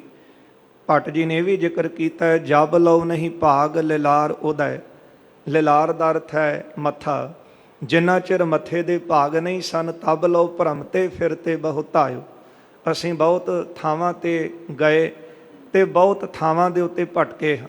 ਭਰਮਤੇ ਫਿਰਤੇ ਬਹੁਤ ਆਇਓ, ਕਲ ਘੋਰ ਸਮੁੰਦਰ ਮੈਂ ਬੂਢਤ ਥੇ। ਇਹ ਜਿਹੜਾ ਸੰਸਾਰ ਸਮੁੰਦਰ ਹੈ ਇਹਦੇ ਵਿੱਚ ਅਸੀਂ ਡੁੱਬ ਰਹੇ ਸਾਂ। ਕਬਹੂ ਮਿਟ ਹੈ ਨਹੀਂ ਰੇ ਪਛਤਾਇਓ, ਇਹ ਪਛਤਾਵਾ ਮਨ ਵਿੱਚੋਂ ਦੂਰ ਹੀ ਨਹੀਂ ਸੀ ਹੋ ਰਿਹਾ ਕਿ ਸਾਨੂੰ ਪੂਰਾ ਗੁਰੂ ਕਿਤੇ ਮਿਲੇ, ਜਿਹਦੇ ਦਰਸ਼ਨ ਕਰਦਿਆਂ ਸਾਨੂੰ ਸ਼ਾਂਤੀ ਮਿਲ ਜਾਵੇ, ਜਿਹਦੇ ਬਚਨ ਸੁਣਿਆ ਸਾਡਾ ਤਨ ਮਨ ਸੀਤਲ ਹੋ ਜਾਵੇ। ਤਤ ਵਿਚਾਰ ਯਹ ਮਥੁਰਾ ਜਗ ਤਾਰਨ ਕਉ ਅਵਤਾਰ ਬਨਾਇਓ। ਭੱਟ ਮਥੁਰਾ ਜੀ ਕਹਿੰਦੇ ਨੇ ਸੱਚੀ ਗੱਲ ਤਾਂ ਇਹੋ ਹੀ ਹੈ ਕਿ ਸੰਸਾਰ ਨੂੰ ਤਾਰਨ ਵਾਸਤੇ ਅਕਾਲ ਪੁਰਖ ਜੀ ਨੇ ਅਵਤਾਰ ਧਾਰਿਆ। ਜਪਿਓ ਜਿਨ ਅਰਜੁਨ ਦੇਵ ਗੁਰੂ ਫਿਰ ਸੰਕਟ ਜੋਨ ਗਰਭ ਨਾ ਆਏ। ਜਿਨ੍ਹਾਂ ਨੇ ਆਖਿਆ ਰਸਨਾ ਦੇ ਨਾਲ ਧੰਨ ਗੁਰੂ ਅਰਜਨ ਦੇਵ ਸਾਹਿਬ ਜੀ, ਧੰਨ ਗੁਰੂ ਅਰਜਨ ਦੇਵ ਸਾਹਿਬ ਜੀ ਫਿਰ ਸੰਕਟ ਜੋਨ ਗਰਭ ਨਾ ਆਇਓ। ਕਿਉਂਕਿ ਜਿਹੜਾ ਭਾਵਨਾ ਨਾਲ ਗੁਰੂ ਗੁਰੂ ਜਪਦਾ ਹੈ ਤੇ ਉਹ ਭਾਵਨਾ ਵਾਲਾ ਫਿਰ ਗੁਰੂ ਦੇ ਉਪਦੇਸ਼ ਨੂੰ ਵੀ ਸੁਣਦਾ ਹੈ। ਜਦੋਂ ਗੁਰੂ ਸਾਹਿਬ ਦੇ ਉਪਦੇਸ਼ ਨੂੰ ਸੁਣ ਕੇ ਉਹਦੀ ਕਮਾਈ ਕੀਤੀ, ਫਿਰ ਇਸ ਸੰਸਾਰ ਦੀਆਂ ਬੰਧਨ ਕੱਟੇ ਜਾਂਦੇ ਨੇ ਤੇ ਟੇਢੀਆਂ ਜੂਨਾਂ ਵਿੱਚ ਉਹ ਭਟਕਦੇ ਨਹੀਂ। ਇਸ ਤਰ੍ਹਾਂ ਰਸਨਾ ਦੇ ਨਾਲ ਜਦੋਂ ਭੱਟਾਂ ਨੇ ਗੁਰੂ ਅਰਜਨ ਦੇਵ ਸਾਹਿਬ ਦੇ ਗੁਣ ਸੁਣੇ ਤੇ ਫਿਰ ਰਸਨਾ ਦੇ ਨਾਲ ਗੁਰੂ ਕਾ ਜਸ ਗਾਉਣ ਲੱਗੇ, ਗੁਰੂ ਅਰਜਨ ਦੇਵ ਸਾਹਿਬ ਜੀ ਦਾ ਨਾਮ ਜਪਣ ਲੱਗੇ। ਸਭ ਪਹੁੰਚੇ ਹਰ ਮੰਦਰ ਮੈਂ ਜਬ, ਸਾਰੇ ਭੱਟ ਮਿਲ ਕੇ ਸ੍ਰੀ ਹਰਿਮੰਦਰ ਸਾਹਿਬ ਦੇ ਅੰਦਰ ਆਏ ਹਨ। ਦਰਸ਼ਨ ਪਿਖਿਓ ਅਜਬ ਅਬਰਾਮ, ਇਹਨਾਂ ਨੇ ਸੱਚਖੰਡ ਸ੍ਰੀ ਹਰਿਮੰਦਰ ਸਾਹਿਬ ਦੇ ਅੰਦਰ ਆ ਕੇ ਅਜੀਬ ਦਰਸ਼ਨ ਜਿਹੜੇ ਕੀਤੇ ਨੇ। ਅਬਰਾਮ ਨਾਮ ਹੈ ਸੁੰਦਰ ਦਾ, ਹੈ ਅਜੀਬ ਸੀ ਤੇ ਬੜੇ ਸੁੰਦਰ ਇਹ ਮਨੋਹਰ ਦ੍ਰਿਸ਼ ਜਿਹੜਾ, ਕਿਉਂਕਿ ਅਕਾਲ ਪੁਰਖ ਜੀ ਨੇ ਇਹ ਬੈਕੁੰਠਪੁਰੀ ਜਿਹੜੀ ਹੈ ਇਸ ਧਰਤੀ ਦੇ ਉੱਤੇ ਰਚੀ ਹੈ, ਉਹ ਸ਼੍ਰੀ ਹਰਿਮੰਦਰ ਸਾਹਿਬ। ਆਪਾਂ ਪਿੱਛੇ ਵੀ ਵਿਚਾਰਿਆ, ਸਾਰੇ ਕਮਾਈ ਵਾਲਿਆਂ ਦਾ ਇਹ ਮੰਨਣਾ ਹੈ ਕਿ ਜੇ ਬੈਕੁੰਠ ਹੈ ਇਸ ਸੰਸਾਰ ਦੇ ਉੱਤੇ, ਜੇ ਇੰਜ ਕਹਿ ਲਓ ਕਿ ਸਨਾਤਨ ਮਤ ਵਿੱਚ ਸਵਰਗ ਦੀ ਬੜੀ ਮਹਿਮਾ ਹੈ, ਜੇ ਸਵਰਗ ਹੈ ਬੈਕੁੰਠ ਹੈ, ਉਹ ਇਹੋ ਹੈ ਸੱਚਖੰਡ ਸ੍ਰੀ ਹਰਿਮੰਦਰ ਸਾਹਿਬ, ਜਿਹਦੇ ਬਾਰੇ ਪੜ੍ਹਦੇ ਹਾਂ ਡਿੱਠੇ ਸਭੇ ਥਾਮ ਨਹੀਂ ਤੁਧ ਜਿਹੇ। ਜਦੋਂ ਭੱਟ ਜੀਆਂ ਨੇ ਪਹਿਲਾਂ ਮਹਿਮਾ ਸੁਣੀ ਸੀ ਕਿਸੇ ਪਾਸੋਂ, ਜਦੋਂ ਇੱਥੇ ਆ ਕੇ ਦਰਸ਼ਨ ਕੀਤੇ, ਸ੍ਰੀ ਹਰਿਮੰਦਰ ਸਾਹਿਬ ਦਾ ਮਨੋਹਰ ਦ੍ਰਿਸ਼ ਦੇਖਿਆ ਤੇ ਬੜੇ ਅਜੀਬ ਅਸਥਾਨ ਦੇ ਦਰਸ਼ਨ ਦੇਖ ਕੇ, ਸੁੰਦਰ ਅਸਥਾਨ ਦੇ ਦਰਸ਼ਨ ਦੇਖ ਕੇ ਮਨ ਬੜੇ ਪ੍ਰਸੰਨ ਹੋਏ ਹਨ। ਸ਼ਯਾਮ ਸਰੂਪ ਅਨੂਪ ਚਤੁਰਭੁਜ, ਫਿਰ ਸੁੰਦਰ ਸਰੂਪ ਜਿਹੜਾ ਸੀ ਉਹ ਗੁਰੂ ਅਰਜਨ ਦੇਵ ਸਾਹਿਬ ਸੱਚੇ ਪਾਤਸ਼ਾਹ ਜੀ ਦਾ ਦੇਖ ਕਰਕੇ, ਸੁੰਦਰ ਬਦਨ ਸੁਸ਼ਭ ਕੋ ਧਾਮ, ਤੇ ਸੁੰਦਰ ਸ਼ੋਭਾ ਵਾਲਾ ਜਿਹੜਾ ਗੁਰੂ ਅਰਜਨ ਦੇਵ ਸਾਹਿਬ ਦਾ ਸਰੂਪ ਸ਼ੋਭਾ ਦਾ ਘਰ ਸੀ। ਮਹਾ ਜੋਤ ਜਾਗਤ ਚਹੁ ਦਿਸ਼ ਮੈਂ, ਚਾਰੇ ਪਾਸੇ ਸਤਿਗੁਰਾਂ ਦੇ ਸੁੰਦਰ ਜੋਤ ਜਗ ਰਹੀ ਹੈ। ਕਰਤ ਅਨੇਕ ਸੋ ਨਮਰ ਪ੍ਰਣਾਮ, ਸਾਰੀਆਂ ਸੰਗਤਾਂ ਗੁਰੂ ਅਰਜਨ ਦੇਵ ਸਾਹਿਬ ਸੱਚੇ ਪਾਤਸ਼ਾਹ ਦੇ ਚਰਨਾਂ ਤੇ ਨਮਸਕਾਰਾਂ ਕਰ ਰਹੀਆਂ ਨੇ। ਦੋਹਰਾ ਭੇਦ ਸਰੂਪ ਜੇ ਵਿਪਰ ਬਾਰ, ਜਿਹੜੇ ਬ੍ਰਾਹਮਣਾਂ ਨੇ ਵੇਦਾਂ ਨੇ ਇਹ ਬ੍ਰਾਹਮਣ ਭੱਟਾਂ ਦਾ ਸਰੂਪ ਧਾਰਿਆ ਸੀ। ਹਰ ਸਰੂਪ ਤਿਨ ਦੀਖ, ਉਹਨਾਂ ਨੇ ਗੁਰੂ ਅਰਜਨ ਦੇਵ ਸਾਹਿਬ ਜੀ ਦੇ ਸਰੂਪ ਵਿੱਚੋਂ ਹਰੀ ਅਕਾਲ ਪੁਰਖ ਦੇ ਦਰਸ਼ਨ ਕੀਤੇ ਹਨ। ਅਪਰ ਨਹੀਂ ਕਾਹੂ ਲਖਿਓ, ਇਹਨਾਂ ਨੇ ਗੁਰੂ ਅਰਜਨ ਦੇਵ ਸਾਹਿਬ ਜੀ ਨੂੰ ਹੋਰ ਕੁਝ ਨਾ ਜਾਣਿਆ, ਦੇਨ ਹੋਤੀ ਤਿਨ ਸੀਖ, ਕਿਉਂਕਿ ਅਕਾਲ ਪੁਰਖ ਵਾਹਿਗੁਰੂ ਜੀ ਦਾ ਹੀ ਹੁਕਮ ਹੋਇਆ ਸੀ ਕਿ ਤੁਹਾਡੇ ਅੰਦਰ ਵਿਕਾਰ ਹੈ ਤੇ ਵਿਕਾਰ ਤਾਂ ਦੂਰ ਹੋਵੇਗਾ ਹੰਕਾਰ ਦਾ ਜੇ ਤੁਸੀਂ ਪੂਰਾ ਗੁਰੂ ਧਾਰੋਗੇ। ਇਹ ਬੜੇ ਭਟਕੇ ਥਾਵਾਂ ਤੇ ਕਿਤੇ ਵੀ ਪੂਰੇ ਗੁਰੂ ਦੇ ਦਰਸ਼ਨ ਨਹੀਂ ਸੀ ਹੋਏ। ਅਨੇਕਾਂ ਪਾਸੋਂ ਸੁਣਿਆ ਹਰਿਮੰਦਰ ਸਾਹਿਬ ਤੇ ਗੁਰੂ ਅਰਜਨ ਦੇਵ ਸਾਹਿਬ ਦੀ ਮਹਿਮਾ। ਇਹ ਚੱਲ ਕੇ ਸ੍ਰੀ ਹਰਿਮੰਦਰ ਸਾਹਿਬ ਆਏ, ਗੁਰੂ ਅਰਜਨ ਦੇਵ ਸਾਹਿਬ ਦੇ ਦਰਸ਼ਨ ਕੀਤੇ ਤੇ ਦੇਖ ਕਰਕੇ ਤਨ ਮਨ ਜਿਹੜਾ ਸੀ ਉਹ ਸੀਤਲ ਹੋ ਗਿਆ। ਤਾਂ ਹੀ ਉਹ ਭੱਟ ਜੀ ਕਹਿੰਦੇ ਨੇ ਨਾ, ਧਰਨ ਗਗਨ ਨਵ ਖੰਡ ਮੈਂ ਜੋਤ ਸਵਰੂਪੀ ਰਹਿਓ ਭਾਰ, ਭਨ ਮਥੁਰਾ ਕਛ ਭੇਦ ਨਹੀਂ ਗੁਰ ਅਰਜੁਨ ਪ੍ਰਤੱਖ ਹਰ। ਭੱਟ ਜੀ ਕਹਿੰਦੇ ਨੇ ਅਕਾਲ ਪੁਰਖ ਦੇ ਵਿੱਚ ਤੇ ਗੁਰੂ ਅਰਜਨ ਦੇਵ ਸਾਹਿਬ ਵਿੱਚ ਕੋਈ ਭੇਦ ਨਹੀਂ ਹੈ। ਇਹ ਵੀ ਬਚਨ ਭੱਟ ਜੀ ਨੇ ਕਹੇ ਨੇ, ਇਹ ਪੱਦਤ ਤੇ ਮਤ ਚੂਕੈ ਰੇ ਮਨ, ਭੇਦ ਬਭੇਦ ਨਾ ਜਾਣ ਬਿਓ, ਪ੍ਰਤੱਛ ਹਿਰਦੈ ਗੁਰ ਅਰਜੁਨ ਕਹਿ ਹਰ ਪੂਰਨ ਬ੍ਰਹਮ ਨਿਵਾਸ ਲਈ। ਅਕਾਲ ਪੁਰਖ ਨੇ ਪ੍ਰਤੱਖ ਹਰੀ ਨੇ ਗੁਰੂ ਅਰਜਨ ਦੇਵ ਸਾਹਿਬ ਦੇ ਅੰਦਰ ਆਪਣਾ ਜਿਹੜਾ ਨਿਵਾਸ ਉਹ ਰੱਖਿਆ। ਜਦੋਂ ਗੁਰੂ ਅਰਜਨ ਦੇਵ ਸਾਹਿਬ ਦੇ ਦਰਸ਼ਨ ਕੀਤੇ, ਹਾਲੇ ਤਾਂ ਕੱਲੀ ਅਕਾਲ ਪੁਰਖ ਦੀ ਆਕਾਸ਼ਬਾਣੀ ਸੁਣੀ ਸੀ, ਦਰਸ਼ਨ ਨਹੀਂ ਸੀ ਹੋਏ ਅਕਾਲ ਪੁਰਖ ਦੇ ਕਿ ਹਰੀ ਕਿੱਦਾਂ ਦਾ ਹੈ, ਪਰਮਾਤਮਾ ਕਿੱਦਾਂ ਦਾ ਹੈ। ਪਰ ਜਦੋਂ ਭੱਟਾਂ ਨੇ ਹਰਿਮੰਦਰ ਸਾਹਿਬ ਦੇ ਅੰਦਰ ਗੁਰੂ ਅਰਜਨ ਦੇਵ ਸਾਹਿਬ ਦੇ ਦਰਸ਼ਨ ਕੀਤੇ ਨੇ ਨਾ, ਤੇ ਜਾਣ ਗਏ ਕਿ ਇਹੋ ਹੀ ਹਰੀ ਨੇ, ਇਹ ਅਕਾਲ ਪੁਰਖ ਨੇ। ਬੜੇ ਜਨਮਾਂ ਦੇ ਭਟਕ ਰਹੇ ਸਾਂ ਪਰ ਅੱਜ ਪੂਰੇ ਗੁਰੂ ਦੇ ਦਰਸ਼ਨ ਹੋਏ। ਅਕਾਲ ਪੁਰਖ ਦੇ ਦਰਸ਼ਨ ਹੋ ਗਏ। ਸਵਈਆ ਛੰਦ ਆਸ ਸਰੂਪ ਦੇਖਤ ਬਿਸਮਾਏ। ਐਸਾ ਹਰੀ ਅਕਾਲ ਪੁਰਖ ਵਾਹਿਗੁਰੂ ਜੀ ਦਾ ਸਰੂਪ ਦੇਖ ਕਰਕੇ ਬੜੇ ਹੈਰਾਨ ਹੋਏ ਹਨ।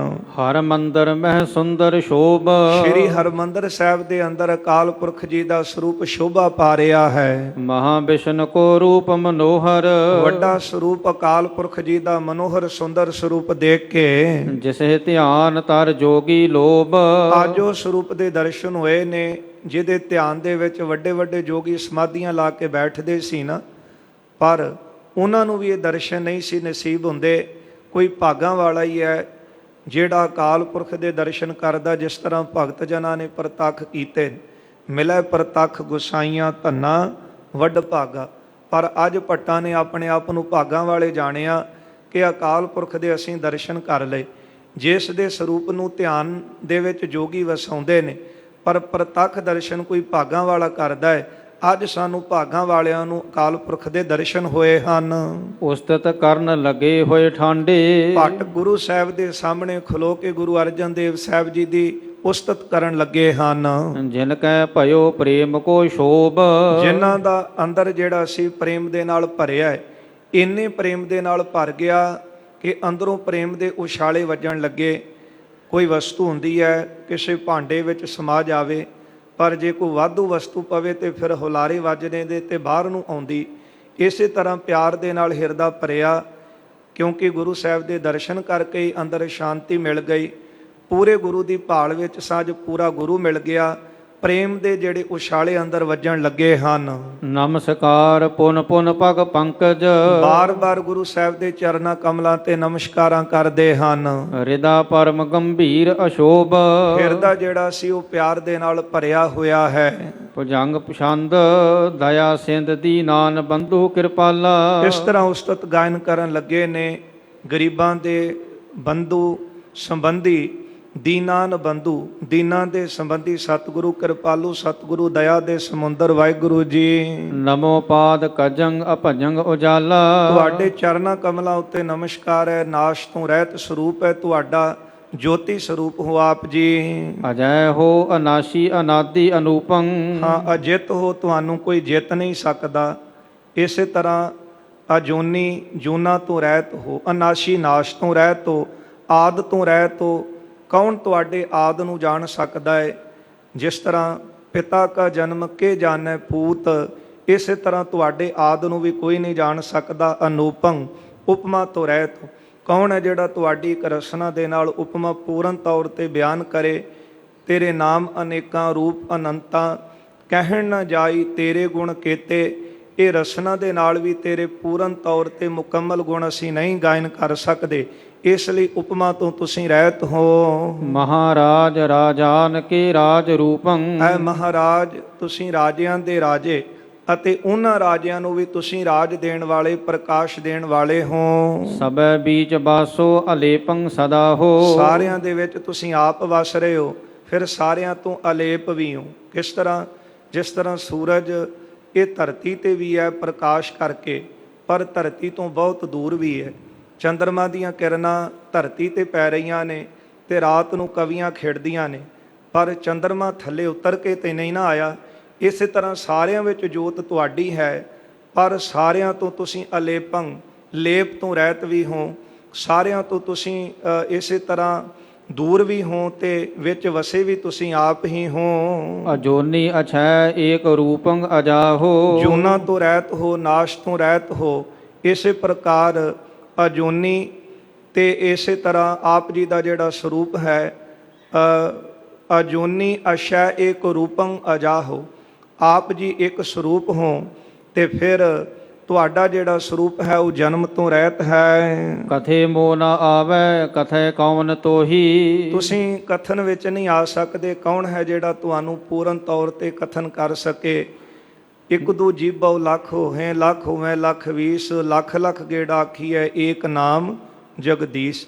ਪਰ ਲੱਖਾਂ ਜ਼ੁਬਾਨਾਂ ਦੇ ਨਾਲ ਵੀ ਤੁਹਾਨੂੰ ਕਥਨ ਨਹੀਂ ਕੀਤਾ ਜਾ ਸਕਦਾ, ਕਿਉਂਕਿ ਤੁਹਾਡੇ ਗੁਣ ਹੀ ਇੰਨੇ ਨੇ, ਤੁਹਾਡੀਆਂ ਬਖਸ਼ਿਸ਼ਾਂ ਹੀ ਇੰਨੀਆਂ ਸੰਸਾਰ ਵਿੱਚ ਵਰਤ ਰਹੀਆਂ ਨੇ। ਇਸ ਲਈ ਤੁਸੀਂ ਕਥਨ ਵਿੱਚ ਵੀ ਨਹੀਂ ਆਉਂਦੇ, ਕੋਈ ਤੁਹਾਨੂੰ ਕਥਨ ਕਰ ਹੀ ਨਹੀਂ ਸਕਦਾ। ਨਿਰਾਲੰਗ ਬਚਿਤਰੰਗ ਨਿਰਾਲੰਬ ਹੋਹੀ। ਆਪ ਜੀ ਨਿਰਾਲੇ ਹੋ, ਬਚਿੱਤਰ ਹੋ, ਆਸਰੇ ਤੋਂ ਰਹਿਤ ਹੋ, ਤੁਹਾਨੂੰ ਕਿਸੇ ਦੇ ਆਸਰੇ ਦੀ ਲੋੜ ਨਹੀਂ ਹੈ। ਸਭੀ ਤੋਹੇ ਮੇ ਤੂੰ ਸਭੇ ਮੈਂ ਬਿਰਾਜੈ। ਬੇਵਜ਼ੀਰ ਵੱਡੇ ਧੀਰ, ਆਪ ਜੀ ਵਜ਼ੀਰ ਤੋਂ ਰਹਿਤ ਹੋ ਤੇ ਤੁਹਾਨੂੰ ਕੋਈ ਵੀ ਆਸਰੇ ਦੀ ਲੋੜ ਨਹੀਂ। ਸਭੀ ਤੋਹੇ ਮੈਂ ਤੂੰ ਸਭੇ ਮੈਂ ਬਿਰਾਜੈ, ਸਾਰੇ ਤੁਹਾਡੇ ਵਿੱਚ ਨੇ, ਤੁਸੀਂ ਸਾਰਿਆਂ 'ਚ ਹੀ ਬਿਰਾਜ ਰਹੇ ਹੋ।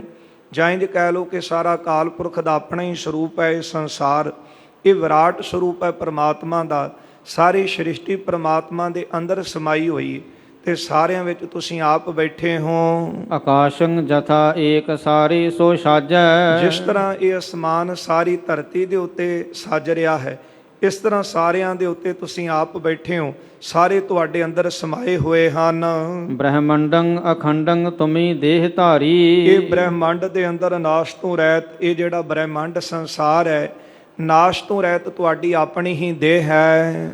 ਦੋ ਨੈਣ ਭਾਨੂ ਸਸੀ ਜੋਤ ਭਾਰੀ। ਇਹ ਸੂਰਜ ਅਤੇ ਚੰਦਰਮਾ ਇਹ ਤੁਹਾਡੇ ਨੈਣ ਨੇਤਰ ਹਨ ਤੇ ਇਹ ਤੁਹਾਡੇ ਨੇਤਰਾਂ ਦੀ ਜੋਤ ਜਿਹੜੀ ਹੈ ਇਹ ਪ੍ਰਕਾਸ਼ ਹੋ ਰਹੀ ਹੈ। ਦਿਸ਼ਾ ਸ਼ਰਾਵਨ ਤੇਰੇ ਨਭੰ ਸੀਸ ਗਾਵੈ। ਆ ਜਿਹੜੀਆਂ ਦਿਸ਼ਾਵਾਂ ਹਨ ਇਹ ਤੁਹਾਡੇ ਨੇਤਰ ਨੇ, ਇਹ ਜਿਹੜਾ ਅਸਮਾਨ ਹੈ ਤੁਹਾਡਾ ਸਿਰ ਹੈ। ਮਹਾਪੁੰਨ ਅਗਰੰ ਪ੍ਰਿਸ਼ੀ ਪਾਪ ਥਾਵੈ। ਵੱਡੇ ਪੁੰਨ ਜਿਹੜੇ ਲੋਕ ਕਰਨੇ ਨੇ ਤੁਹਾਡਾ ਅਗਲਾ ਹਿੱਸਾ, ਤੇ ਜਿਹੜੇ ਪਾਪ ਹੋ ਰਹੇ ਨੇ ਸੰਸਾਰ ਵਿੱਚ ਤੁਹਾਡਾ ਪਿਛਲਾ ਹਿੱਸਾ। ਕਿਉਂਕਿ ਹੋ ਤਾਂ ਸਾਰਾ ਕੁਝ ਤੁਹਾਡੇ ਹੁਕਮ ਵਿੱਚ ਹੀ ਰਿਹਾ।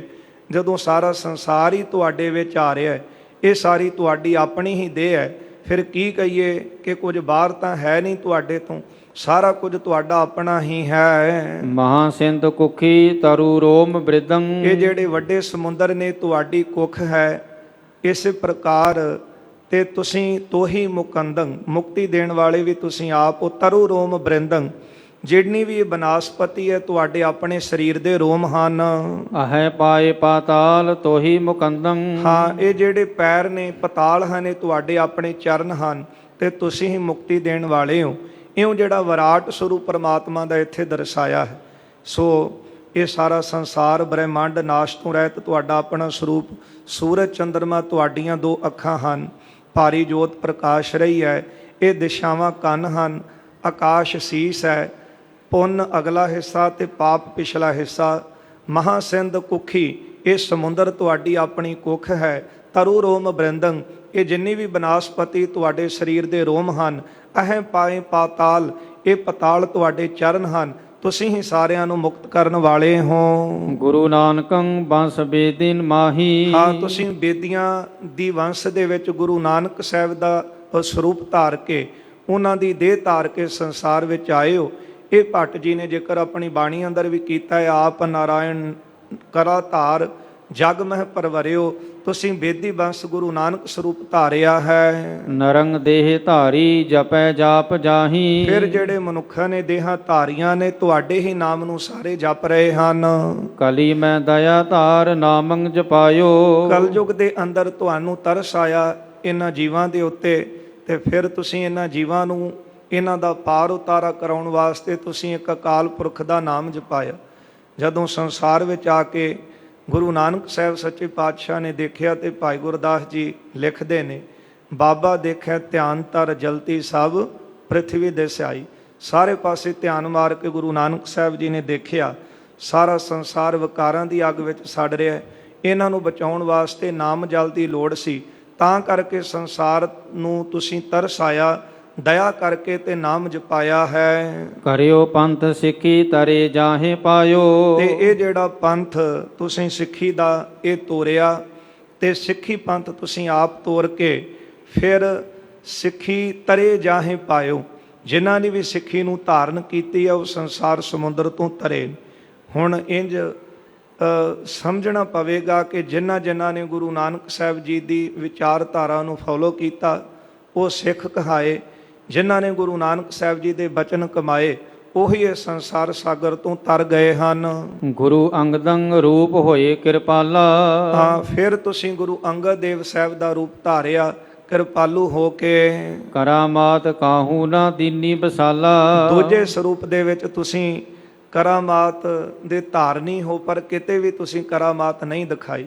ਗੁਰੂ ਅੰਗਦ ਦੇਵ ਸਾਹਿਬ ਜੀ ਦਾ ਜੀਵਨ ਪੜ੍ਹਦੇ ਹਾਂ, ਕਿਤੇ ਗੁਰੂ ਸਾਹਿਬ ਜੀ ਨੇ ਕਰਾਮਾਤ ਨਹੀਂ ਦਿਖਾਈ। ਭਾਵੇਂ ਮਹਾਰਾਜ ਨੂੰ ਖਡੂਰ ਸਾਹਿਬ ਦੀ ਧਰਤੀ ਤੋਂ ਜਿਹੜੇ ਖੈਰੇ ਜ਼ਿਮੀਂਦਾਰ ਸਨ, ਉਹਨਾਂ ਤਪੇ ਪਿੱਛੇ ਲਾ ਕੇ ਗੁਰੂ ਸਾਹਿਬ ਜੀ ਨੂੰ ਇਹ ਕਹਿ ਦਿੱਤਾ ਸੀ ਕਿ ਤੁਸੀਂ ਇੱਥੋਂ ਚਲੇ ਜਾਓ। ਮਹਾਰਾਜ ਚਲੇ ਗਏ।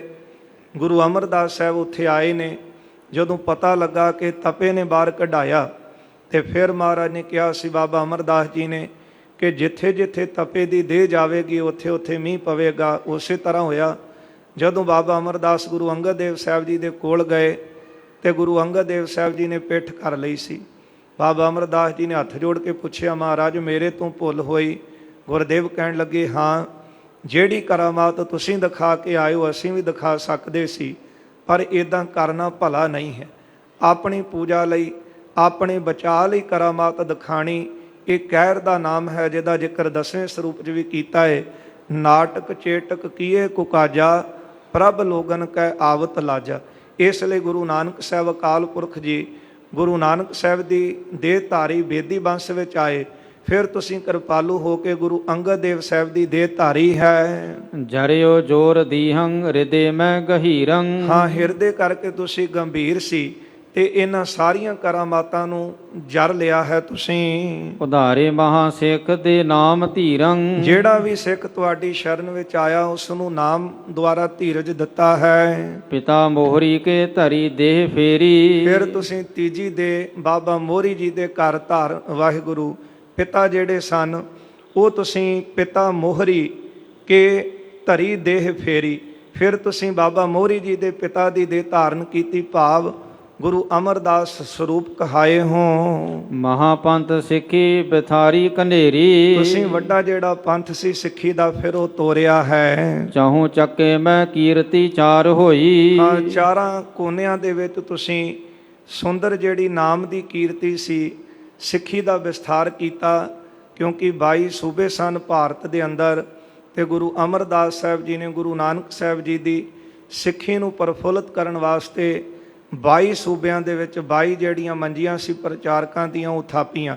ਇਹ ਤੁਸੀਂ ਗੁਰੂ ਅਮਰਦਾਸ ਸਰੂਪ ਹੋ ਕਰਕੇ ਸਿੱਖੀ ਦਾ ਵਿਸਥਾਰ ਕੀਤਾ। ਦਈ ਬ੍ਰਿੰਦ ਮੰਜੀ ਗੁਰੂ ਕੀ ਨਸੋਈ। 22 ਮੰਜੀਆਂ ਜਿਹੜੀਆਂ ਸਾਨੂੰ ਤੁਸੀਂ ਸਿੱਖਾਂ ਦੇ ਤਾਈਂ ਦਿੱਤੀਆਂ। ਗੁਰੂ ਰਾਮਦਾਸੰ ਪ੍ਰਕਾਸ਼ੇ ਵਿਸਾਲਾ। ਫਿਰ ਤੁਸੀਂ ਚੌਥਾ ਸਰੂਪ ਧਾਰਨ ਕੀਤਾ। ਗੁਰੂ ਰਾਮਦਾਸ ਸਾਹਿਬ ਸਰੂਪ ਜਿਹੜਾ ਸੀ ਉਹ ਚੌਥਾ ਸਰੂਪ ਤੁਸੀਂ ਧਾਰਿਆ, ਧਰਤੀ ਉੱਤੇ ਵੱਡਾ ਪ੍ਰਕਾਸ਼ ਕੀਤਾ। ਕਲੀ ਘੋਰ ਅੰਧੇਰ ਕੀਨੋ ਉਜਾਲਾ। ਤੇ ਇਸ ਜਿਹੜਾ ਕਲਯੁਗ ਦਾ ਸਮਾਂ ਸੀ ਇਹਦੇ ਵਿੱਚ ਘੋਰ ਹਨੇਰਾ ਸੀ, ਇਹਨੂੰ ਆਪ ਜੀ ਨੇ ਦੂਰ ਕਰਕੇ ਪ੍ਰਕਾਸ਼ ਕੀਤਾ ਹੈ। ਤਿਨੋ ਕੇ ਭਏ ਨੰਦ ਰੂਪੰ ਤੁਮਾਰਾ। ਹਾਂ, ਉਹਨਾਂ ਦੇ ਫਿਰ ਸੁੰਦਰ ਸਰੂਪ ਜਿਹੜੇ ਸਨ ਗੁਰੂ ਅਰਜਨ ਦੇਵ ਸਾਹਿਬ ਸੱਚੇ ਪਾਤਸ਼ਾਹ, ਫਿਰ ਤੁਸੀਂ ਉਹਨਾਂ ਦੇ ਪੁੱਤਰ ਕਹਾਏ ਹੋ। ਨਮਸਤੰ ਨਮਸਤੰ ਨਮਸਤੰ ਉਦਾਰਾ। ਧੰਨ ਗੁਰੂ ਅਰਜਨ ਦੇਵ ਸਾਹਿਬ ਸੱਚੇ ਪਾਤਸ਼ਾਹ, ਤੁਹਾਨੂੰ ਨਮਸਕਾਰ ਹੈ, ਤੁਹਾਨੂੰ ਨਮਸਕਾਰ, ਤੁਹਾਨੂੰ ਨਮਸਕਾਰ ਹੈ। ਦੋਹਰਾ ਇਮ ਅਸ਼ਟਕ ਉਸਤਤ ਕਰੀ। ਇਸ ਤਰ੍ਹਾਂ ਭੱਟ ਜਨਾਂ ਨੇ ਗੁਰੂ ਅਰਜਨ ਦੇਵ ਸਾਹਿਬ ਦੀ ਉਸਤਤ ਕੀਤੀ ਹੈ। ਪਾਠ ਮਨ ਬਾਂਛਤ ਪਾਏ। ਜਿਹੜਾ ਵੀ ਇਹ ਗੁਰੂ ਸਾਹਿਬ ਦੀ ਉਸਤਤ ਨੂੰ ਪੜ੍ਹੇਗਾ ਸੁਣੇਗਾ ਉਹ ਮਨ ਭਾਉਂਦੇ ਫਲ ਦੀ ਪ੍ਰਾਪਤੀ ਕਰੇਗਾ। ਦੀਨ ਹੋਏ ਪੁਨ ਸਕਲ ਹੀ। ਫਿਰ ਬਹੁਤ ਦੀਨ ਹੋ ਕਰਕੇ ਨਿਮਰਤਾ ਦੇ ਵਿੱਚ ਹੋ ਕਰਕੇ ਰਹੇ ਚਰਨ ਲਪਟਾਏ। ਗੁਰੂ ਅਰਜਨ ਦੇਵ ਸਾਹਿਬ ਜੀ ਦੇ ਚਰਨਾਂ ਵਿੱਚ ਬੈਠ ਗਏ ਹਨ। ਸਵਈਆ ਛੰਦ ਸ਼੍ਰੀ ਅਰਜਨ ਤਬ ਨਿਜ ਸਰੂਪ। ਧੰਨ ਗੁਰੂ ਅਰਜਨ ਦੇਵ ਸਾਹਿਬ ਜੀ ਦੇ ਸਰੂਪ ਦੇ ਦਰਸ਼ਨ ਕਰ ਰਹੇ ਹਨ। ਸਭ ਹੀ ਦਿਜਨ ਦਿਖਾਵਨ ਕੀਨ। ਪਹਿਲਾਂ ਤੇ ਇਹਨਾਂ ਨੂੰ ਅਕਾਲ ਪੁਰਖ ਦੇ ਦਰਸ਼ਨ ਸਰੂਪ ਦੇ ਜੋਤੀ ਸਰੂਪ ਵਾਹਿਗੁਰੂ ਦੇ ਹੋਏ, ਫਿਰ ਗੁਰੂ ਸਾਹਿਬ ਜੀ ਨੇ ਉਹੀ ਦੇਹ ਦੇ ਵਿੱਚ ਇਹਨਾਂ ਨੂੰ ਦਰਸ਼ਨ ਦਿੱਤੇ ਹਨ। ਬੂਝਤ ਭਏ ਕੌਣ ਤੁਮ ਕਾਰਜ। ਸਤਿਗੁਰਾਂ ਨੇ ਪੁੱਛਿਆ ਕਿ ਦੱਸੋ ਤੁਹਾਡੇ ਆਉਣ ਦਾ ਕੀ ਕਾਰਜ ਹੈ, ਕੀ ਕੰਮ ਹੈ ਤੁਹਾਨੂੰ ਇੱਥੇ ਆਉਣ ਦਾ। ਔਰ ਬਾਂਚਤ ਲਿਹੋ ਜਾਚ ਪਰਬੀਨ।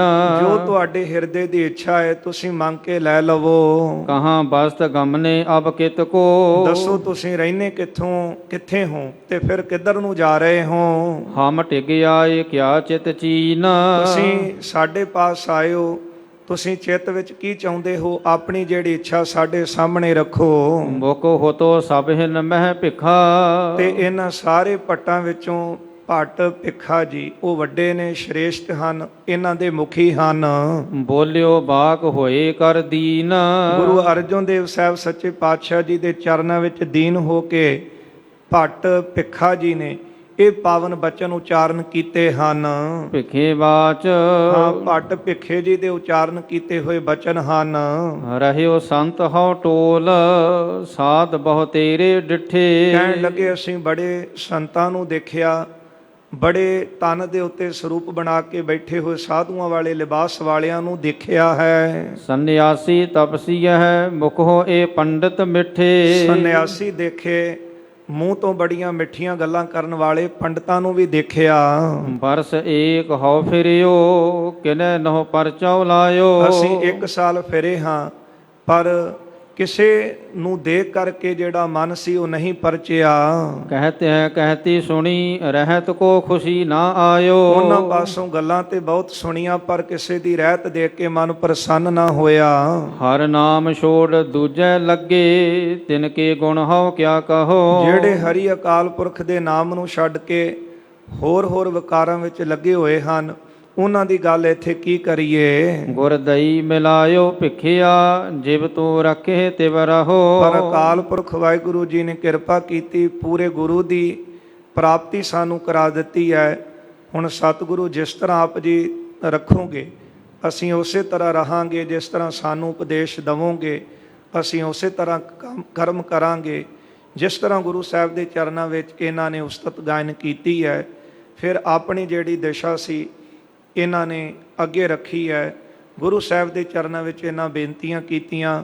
ਫਿਰ ਗੁਰੂ ਅਰਜਨ ਦੇਵ ਸਾਹਿਬ ਜੀ ਨੇ ਕਿਹਾ ਸੀ ਕਿ ਤੁਸੀਂ ਗੁਰੂ ਨਾਨਕ ਸਾਹਿਬ, ਗੁਰੂ ਅੰਗਦ ਦੇਵ ਸਾਹਿਬ, ਗੁਰੂ ਅਮਰਦਾਸ ਸਾਹਿਬ, ਗੁਰੂ ਰਾਮਦਾਸ ਜੀ ਦੇ ਗੁਣ ਗਾਇਨ ਕਰੋ। ਫਿਰ ਭੱਟਾਂ ਨੇ ਬੇਨਤੀ ਕੀਤੀ, ਮਹਾਰਾਜ ਸਾਨੂੰ ਕਿਰਪਾ ਕਰਕੇ ਦੱਸੋ ਕਿ ਗੁਣ ਗਾਇਨ ਕਰਨੇ ਕਿਸ ਤਰ੍ਹਾਂ ਹਨ, ਕਿਉਂਕਿ ਆਪਣੀ ਬੁੱਧੀ ਦੇ ਨਾਲ ਆਪਣੀ ਕੋਈ ਸਮਰੱਥਾ ਨਹੀਂ ਹੈ। ਸਾਨੂੰ ਕਿਰਪਾ ਕਰਕੇ ਆਪ ਹੀ ਜਾਂਚ ਦੱਸੋ। ਫਿਰ ਗੁਰੂ ਅਰਜਨ ਦੇਵ ਸਾਹਿਬ ਜੀ ਨੇ ਆਪ ਸਵਈਏ ਉਚਾਰਨ ਕੀਤੇ, ਕਿਉਂਕਿ ਪਹਿਲੇ ਸਵਈਏ ਜਿਹੜੇ ਹਨ ਉਹ ਗੁਰੂ ਅਰਜਨ ਦੇਵ ਸਾਹਿਬ ਜੀ ਦੇ ਆਪਾਂ ਪੜ੍ਹਦੇ ਹਾਂ, ਅਤੇ ਫਿਰ ਭੱਟ ਜੀਆਂ ਦੇ ਉਹ ਸਵਈਏ ਉਚਾਰਨ ਕੀਤੇ ਆਪਾਂ ਬਾਣੀ ਅੰਦਰ ਪੜ੍ਹਦੇ ਹਾਂ। ਫਿਰ ਭੱਟਾਂ ਨੇ ਸਵਈਏ ਉਚਾਰਨ ਕੀਤੇ ਅਤੇ ਗੁਰੂ ਅਰਜਨ ਦੇਵ ਸਾਹਿਬ ਸੱਚੇ ਪਾਤਸ਼ਾਹ ਨੇ ਉਹ ਸਵਈਏ ਸ਼੍ਰੀ ਗੁਰੂ ਗ੍ਰੰਥ ਸਾਹਿਬ ਅੰਦਰ ਦਰਜ ਕੀਤੇ ਹਨ। ਇਹ ਵਿਚਾਰ ਆਪਾਂ ਕੱਲ੍ਹ ਦੇ ਦੀਵਾਨਾਂ 'ਚ ਸਰਵਣ ਕਰਾਂਗੇ। ਭੁੱਲਾਂ ਚੁੱਕਾਂ ਦੀ ਖਿਮਾ ਕਰ ਦੇਣੀ, ਅੱਗੇ ਵਾਸਤੇ ਅਸੀਸ ਦੇਣੀ ਜੀ। ਆਓ ਅਖੀਲੀਆਂ 2 ਪੰਕਤੀਆਂ ਸਰਵਣ ਕਰੀਏ, ਇੱਥੇ ਫਤਿਹ ਬੁਲਾਈਏ ਜੀ। ਹਰ ਨਾਮ ਛੋੜ ਦੂਜੇ ਲਗੇ, ਤਿਨ ਕੇ ਗੁਣ ਹਉ ਕਿਆ ਕਹੋ। ਗੁਰ ਦਈਏ ਮਿਲਾਇਓ ਭਿਖਿਆ, ਜਿਵ ਤੁਮ ਰੱਖੈ ਤਿਵ ਰਹੋ। ਵਾਹਿਗੁਰੂ ਜੀ ਕਾ ਖਾਲਸਾ, ਵਾਹਿਗੁਰੂ ਜੀ ਕੀ ਫਤਿਹ।